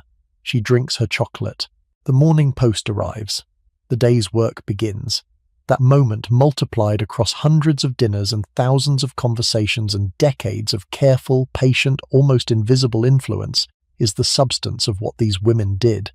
Not always with the wording of legislation. Sometimes with the seating of a young man next to a woman whose father owned a constituency. Sometimes with the placement of a particular guest in a particular drawing room on a particular afternoon when the news of a foreign crisis had just reached London. Sometimes simply with the inclusion or exclusion of a name from an invitation list. The forms of the influence varied. The principle was constant. The country was being shaped daily by women whose names nobody knew, in conversations that nobody recorded, at tables where nobody thought the real work was being done. And the women themselves, who knew exactly what they were doing, smiled their small private smiles in the mornings, and went on with the next day's work, because the only person who needed to know was them. There is one more dimension of the widow's life that I want to give some space to before we close, because it is the dimension that the political and social histories rarely address, but that the women themselves spent a great deal of time on. The thing the widow did when no one was watching, the thing she thought about when the dinner was over and the letters were sealed and the candles were finally guttering. We know about it because some of them wrote. They wrote diaries, prayer journals, commonplace books in which they copied passages from the books that had moved them. They wrote long letters to friends in which the surface concerns of the day gave way, in the 3rd or 4th page, to reflections of a kind that the surface did not permit. They were thinking about their husbands in many cases. They were thinking about the strange and unexpected freedom of widowhood, which most of them had not asked for and which most of them, if asked, would have given up without hesitation in exchange for the return of the marriage they had lost. This last point is important and easy to miss in a story that has emphasized the power that widowhood granted. Most widows at most moments would not have chosen widowhood. They had loved their husbands in the various imperfect ways that long marriages produce love. They had built their lives around the marriages, and the loss of the marriages had been a loss that no compensating freedom fully repaired. The freedom was real. The grief was also real. The two existed simultaneously, in the same chair by the same fire in the same drawing room, and the widow, who is the recurring figure of tonight's story, sat in that chair and held both at once, and did not, perhaps, fully understand how either fitted into her life until many years had passed, and she was looking back on a period that had begun with a husband's death, and had developed into a long second life that he had not been there to see. The grief, when she allowed herself to feel it, came in waves. It came on anniversaries, predictably, but it also came on small, unscheduled moments, when she opened a drawer and found a glove that had been his, or when a particular phrase in a letter from a friend recalled a conversation she had had with him 40 years before. She had learned not to be surprised by the waves. They were part of the architecture of her existence. The freedom and the grief were not opposites. They were 2 sides of the same widowhood, and a widow who had been honest with herself accepted them both as the conditions of the life she now lived. She had her religion in many cases, and her religion was not the polite Sunday morning thing that the social historians sometimes assume Georgian religion was. It was a serious framework for thinking about loss and meaning and what came next. She read her Bible. She read the sermons of the better divines, who had written for women like her and who understood the particular spiritual problems of long widowhood. She prayed. She did not always feel that her prayers were answered, but she continued to make them, because the making of them was, in itself, a discipline that held her life together. She believed, or tried to believe, that the husband she had buried was not gone, but was waiting somewhere, and that the children she had also buried, because most of these widows had buried at least one child, were waiting too. Whether the belief was true was a question that she did not always feel competent to answer. The belief was useful. The belief was sustaining. The belief was what enabled her to keep writing letters and managing estates and presiding at dinners and pretending, when the pretense was required, that she was a woman of no inner conflict. She had inner conflict. She had it constantly. There is one more thread of the widow's life that we have not yet fully explored, and that is the life away from London. Not every Regency widow chose to remain at the centre of social and political activity. Many, perhaps most, withdrew from London after the first year or two of mourning and built their long widowhoods in places that the histories of the Regency rarely visit. Bath was the most famous of these places, and Bath deserves a moment of its own, because Bath was, in many ways, the city of widows. Bath had been the great spa town of Georgian England since the early 18th century. The hot mineral springs that gave the town its name had drawn invalids and the curious for as long as anyone could remember, and through the long century of Bonash's reign as master of ceremonies, Bath had developed into something quite specific: a resort, a society, a small parallel London with its own assembly rooms, its own pump room, its own circulating library, its own season that ran in the parts of the year when London was empty. By the Regency, the medical fashion that had originally drawn visitors was beginning to wane, but the social architecture remained, and a particular kind of resident had emerged to occupy it, the widow on a comfortable jointure who had decided that London was too expensive, too demanding, too full of memories, and that Bath would do just as well. A widow in Bath could rent a small house on one of the elegant crescents for a modest annual sum. She could take her morning walk along the crescent or in Sydney Gardens. She could attend the pump room, where the waters were drunk and the gossip was traded. She could play cards in the evenings at the upper rooms or the lower rooms. She could go to the theatre in Beaufort Square. She could attend services at the Abbey or at one of the smaller fashionable churches. The whole calendar of her life was structured by a series of comfortable, predictable, gently sociable activities, none of which required the energy or the expenditure that London demanded. A widow who had been spending £2,000 a year on the London season could maintain a perfectly respectable establishment in Bath for half that, and the social scene, while less brilliant, was less exhausting, and the company, while less powerful, was kinder. The widows of Bath formed their own loose community. They knew each other from the pump room and from the assemblies. They visited each other's drawing rooms in the afternoons. They organised small dinner parties of 6 or 8 rather than the grand dinners of 20 that London required. They went to the theatre in shared boxes. They subscribed together to the circulating library. They were not, as a group, doing the political work that the London hostesses were doing. They were doing something quieter. They were sustaining each other through the long second half of life that widowhood had become for them. And the sustaining was a kind of work that the histories do not adequately credit, but that the women themselves understood as the central activity of their later years. The friendships that Bath produced are some of the most affecting in the surviving correspondence of the era. 2 widows who had met at the pump room in 1810 and who continued to write to each other for the next 30 years, comparing notes on the weather, the church, the latest novel, the small ailments of advancing age, the marriages and deaths of children and grandchildren. The letters are not particularly literary. They are not designed for posterity.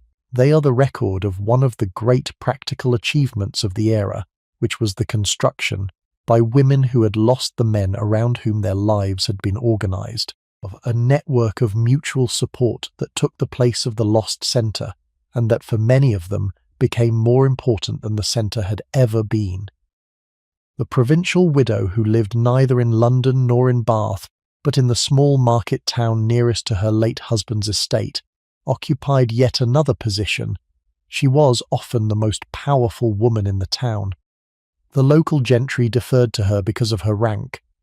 The tradesmen sought her custom because of her wealth. The vicar consulted her on parish matters because she was the principal patron of the church. The schoolmaster had been appointed with her approval. The doctor attended her family before any other. She was, in her small geography, the centre of a small world, and she ran the small world with the same combination of intelligence and authority that Lady Melbourne ran London. The provincial widow's day was structured by the small interactions that her position required. Morning calls from the wives of the local clergy and the local magistrates. Afternoon visits to her tenants, particularly when illness or birth or death had occurred in their families. Letters in the evening to her children and grandchildren scattered across the country, and increasingly in the later Regency, across the Empire, because younger sons went into the army or the navy or the East India Company, and daughters married men whose careers took them to Calcutta or the Cape or Quebec. The widow who managed correspondence with 3 or 4 sons and daughters in distant parts of the world was, in effect, holding a family together across distances that her own mother could not have imagined. The post took weeks to reach India.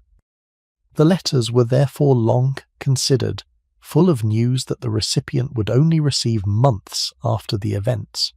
And the widow waited for the replies with a patience that the era had taught her, and the replies came eventually, and she read them with her tea in the morning room, and noted what needed to be noted, and began the next round of letters.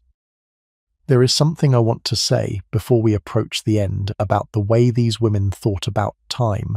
They had grown up in a world that moved at the speed of horses and sailing ships. They had lived through the arrival of the steam engine, the canal network, the gas lighting, the early railways, the new technologies that were transforming the country around them. By the time the older widows in our story died in the 1830s and 1840s, the world they had been born into was almost unrecognizable. The carriages were faster, the newspapers were larger, the post was quicker, the country was different. The widows had watched all of this happen. They had absorbed it without making a great fuss. They had ordered the new gas lamps for their drawing rooms when the gas became available. They had ridden the early railways when the lines reached the towns near their estates. They had read the new novels. They had sent their grandchildren to schools that taught subjects their own daughters had never been allowed to study. They had been, in their quiet way, modernizers, not because they were ideologically committed to modernity, but because they were practical women who had learned, in their long widowhood, to evaluate every new thing on its merits, and to adopt it if it served them, and to reject it if it did not. This adaptive intelligence was perhaps the deepest of their qualities. The legal and social system had given them their freedom only because their husbands had died. They had not chosen the freedom, they had inherited it, and once they had it, they had used it. They had used it to learn things they had not been taught, to do things they had not been raised to do, to occupy positions that no one had imagined them occupying. The world had handed them a strange, unwanted gift, and they had taken the gift and made it into a life. The young women coming up behind them, the daughters and granddaughters and great-granddaughters who would inherit the changing world of the 19th century, would have a different set of opportunities and constraints. The widow's particular form of power would gradually become less necessary as women's broader rights expanded. But the widows themselves had shown what was possible. They had demonstrated, by simply doing the work that needed doing, that the limitations the law had placed on women's capacities were limitations of the law and not limitations of the women. The granddaughters who became some of the first women to attend universities, to qualify as doctors, to enter the professions, to vote, were standing on ground that their grandmothers had cleared without ever quite knowing what they were clearing it for. The very last evening of a particular widow's life, recorded in a letter from her companion to a distant relation, can stand in for many such evenings that the histories do not preserve. The widow was in her 80s. She had been in declining health for some months. She had spent the day in her bedroom, propped up against pillows, with the curtains drawn against the strong afternoon light. She had been read to by her companion. She had taken a little soup at midday. She had refused supper. By the evening, she was very weak. The doctor came.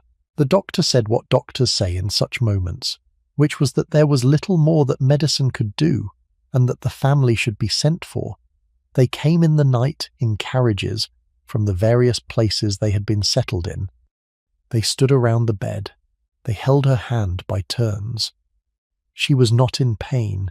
She was simply, slowly, leaving. She had time, in the small, clear interval that sometimes precedes the final fading, to say a few things to the children gathered around her. She said the things that the dying are expected to say. She also said one thing that the companion writing the letter the next morning thought worth recording specifically. She said that she had been very lucky. The companion, who had served her for 15 years and who knew the long, strange shape of the life that was now ending, thought about this for some time before writing it down. The widow had buried 2 husbands. She had buried 4 of her 7 children. She had spent 40 years managing an estate that her husband had left in worse condition than she had been led to believe. She had lived through 3 reigns and 1 revolution, and the long, unsteady passage from the world of her childhood into the world that had grown up around her. And she had said, at the end of it, that she had been very lucky. The companion did not know quite what to make of this. The companion wrote the letter. The companion arranged the funeral. The companion went on with her own life, which had been built around the widow's, and which now had to be rebuilt around the widow's absence. The letter survives. The letter is in a bundle of family papers that nobody has looked at carefully in 150 years, and the widow's last assessment of her life, that she had been very lucky, sits in the letter, waiting for someone to read it again and to think about what it might have meant for a woman in her position to have arrived at such a conclusion and to have meant it. I think she meant something specific. I think she meant, perhaps without entirely articulating it to herself, that she had been given the chance to live a second life after the first one ended at her husband's grave. The second life had not been the life she had expected when she married at 18. The second life had been longer than the first. It had contained more of her own decisions. It had been, in ways she could not have predicted, the life that was actually hers. And looking back, from the bed where she was now leaving both of them, she had decided that the second one had been worth the cost of the first. Not because the first had not been precious, not because the loss had not been real, but because the second life had been, in the end, the one in which she had finally been allowed to find out who she was. That, I think, is the deepest version of the widow's story. It is not a story about power, although the women we have spent the evening with had power. It is not a story about freedom, although they had freedom too. It is a story about the slow, strange discovery of self that came to women who had been raised to be wives, and who in losing their husbands were forced to become something the era had not adequately named. They became themselves. Late in life, after the labour of marriage and motherhood was substantially complete, in the second half of an existence that had been designed to belong to someone else, they discovered, finally, that they belonged to themselves. It was a discovery that the system had not intended them to make. The system had intended widowhood as a sad postscript to the real business of a woman's life. The widows had taken the postscript and turned it into the most interesting chapter. Not all of them. Many widowhoods were sad and quiet and uneventful. Many were full of grief that the freedom never quite balanced. But enough widowhoods, in enough drawing rooms, in enough country houses and dower houses and Bath crescents, became second lives of consequence and self-determination, that the pattern is unmistakable when you stand far enough back to see it. If you have been listening tonight to the stories of these women, I hope you have heard behind the dinner parties and the vouchers and the mourning clothes something that is less about the Georgian period and more about the nature of power itself. These women did not wait for permission. They did not ask for authority. They took it quietly, in the drawing rooms and the dining rooms and the dower houses, and they used it to shape the world they lived in. And the world they shaped is in ways we do not always acknowledge, the world we live in now. If you enjoyed spending the evening with the widows who ruled Regency society, I would love it if you would subscribe and leave a comment, letting me know where you are listening from. There are more stories to tell, more women to follow, more drawing room doors to open, and if you know someone who loves history, or period drama, or stories about women who refuse to be managed, please share this with them. The fire has burned low now. The candles are guttering. The last of the guests have gone home, and the widow sits in her chair by the fire, the chair she chose, the chair no one would have dared to take from her. The house is quiet. The servants have retired. The letters she wrote after the dinner are sealed and stacked on the tray for the morning post. The decisions she needed made have been made. The people she needed moved have been moved. Tomorrow there will be more letters, more dinners, more decisions. But tonight the house is hers. The silence is hers. The fire, the chair, the room, the life, all of it hers. Earned not through birth or beauty or the favour of men, but through the one event that the world considers a tragedy, and that she, in the privacy of her own heart, has come to understand as the beginning of everything. And somewhere in the past, in a room she once knew, the husband she buried lies in the ground that the parish church has assigned him, beneath a stone that bears his name and his dates, and a brief Latin inscription about Christian hope. She visits the grave on the anniversary, in her plain black coat, with a small wreath of dark flowers. She stands for a few minutes. She does not weep. She has done her weeping, and her weeping is over, and what remains is something more measured and more permanent than weeping. It is the quiet acknowledgement of the man who gave her, in dying, what he could not have given her in life. She does not say this. She does not even quite think it. But she stands at the grave, and the wind moves through the yew trees that the parish has been keeping for 3 centuries, and the bells of the church begin to ring for the next service, and she turns and walks back to her carriage, and the coachman, who has known her for 20 years, helps her in without comment, and the carriage takes her home. Oof. The funeral itself, when it had taken place years before, had been a piece of theatre as elaborate as anything the era produced. The body of the husband had lain in state in the great house for 3 or 4 days, in the parlour or the dining room or whichever room the household had been able to clear of furniture and drape in black cloth. The mirrors had been turned. The clocks had been stopped. The servants moved through the house in subdued tones. The visitors came in a steady stream to pay their respects, dressed in black, signing the book that was kept on a small table in the entrance hall, leaving their cards on the silver tray that the butler held at the door. The widow received the most important visitors herself in a small room off the main parlour, and the conversations were brief and formal, and contained nothing that anyone present would remember in any detail. She sat through them. She thanked the visitors. She noted who had come and, more carefully, who had not. The funeral procession itself moved from the house to the church on a particular morning that had been chosen weeks before. The date negotiated with the rector and with the family undertaker, and with the various branches of the family who needed to travel from distant parts of the country to attend. The procession was led by the hearse, drawn by black horses with black plumes on their heads. The mourners followed in a long line of black carriages. The men walked behind the carriages from the gates of the estate to the door of the church in their black coats and their black gloves and their black armbands, with the parish constable holding back the small crowd of villagers who had come to watch the gentry bury one of their own. The widow did not attend the graveside. Custom forbade it. She remained at the house, in her bedroom or her morning room, with one or two close female relatives to keep her company, and she waited for the men to return. And the men returned an hour later with the news that the burial had been completed and that her husband was in the ground. The months that followed had a particular texture that was unlike anything else in her life. She did not go out. She did not receive social visitors, only family. She did not attend church even for the first weeks, although the rector came to her in the small private chapel of the great house, if the great house had one. She sat in her morning room and she read.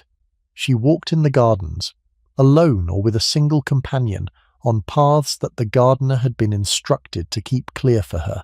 She wrote letters. She managed, in whatever small way the early days allowed. The urgent business that had piled up since her husband's illness had begun. The estate did not stop because he had died. The tenants still needed instructions.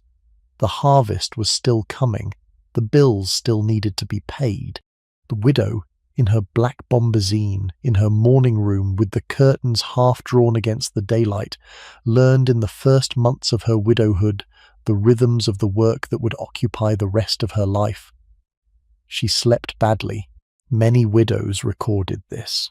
The bed she had shared with her husband for 30 or 40 years was now half empty, and the half-emptiness woke her at strange hours of the night. And she lay awake in the dark and listened to the house, and felt, sometimes acutely and sometimes only as a kind of background sadness, the absence of the person who had occupied the other side of the bed. Some widows moved bedrooms after the first year. They could not bear the room. They had a smaller bedroom prepared for them, in a different part of the house, with a different view from the windows, and they slept there for the rest of their lives. Other widows stayed. They had decided that to leave the room would be to admit something they were not ready to admit, and they remained in the room they had shared, and they slept on their own side of the bed, and they kept the other side made up neatly each morning, and they did not allow themselves to think too much about what the made-up empty side of the bed actually represented. No, the first anniversary was the worst. The whole 12 months returned at once, in a single day, and the widow sat in her chair by the fire and felt the year as if it were happening again from the beginning. She did not always have anyone to talk to about this. Her grown children had their own lives, their own grief, their own ways of managing what had happened. Her friends, the other widows of her acquaintance, understood, but the understanding could not be invoked in the small daily ways that grief actually requires. She was often alone with it. The first anniversary passed. The second anniversary came and was easier. The third was easier still. By the 10th, the day had become a small private ritual rather than a major event, a moment of acknowledgement on her morning calendar, a visit to the grave in the afternoon, a quiet supper in the evening, and the resumption, the next morning, of the life that had built itself around the absence, and that no longer collapsed when the absence was particularly remembered. Ja, you are forsetzt. Was I your stepmo? The fire is still burning when she arrives. The chair is still waiting. The candles have been replaced. The evening's letters have been brought up. The widow takes off her gloves and her bonnet and her dark coat. She sits down at her writing desk. She trims her pen. She opens the first letter on the pile, breaks the seal, reads the contents, and reaches for a fresh sheet of paper. There is work to be done, and she is, after everything, the only person in the house who can do it. She begins to write. The accumulated effect of these widows on the texture of English social life was something that the contemporary witnesses understood imperfectly, and that historians have only gradually come to appreciate. They constituted, taken together, a kind of unofficial second government, conducted in parallel to the official one, with its own offices and its own protocols and its own internal politics. The drawing room of Lady Holland was a department of state. The dining room of Lady Melbourne was another. The morning room of Princess Leven was a third. Each of these rooms had its own staff, its own visiting hours, its own areas of expertise.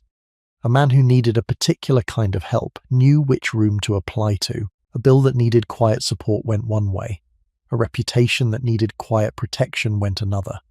A young person who needed an introduction, a foreign visitor who needed to meet the right people, an idea that needed to find its way into the right ear, all had their proper channels, and the channels ran through the rooms that the widows administered. The men who held the official titles knew about this parallel system. Some of them deplored it. Most of them used it. None of them could have functioned without it.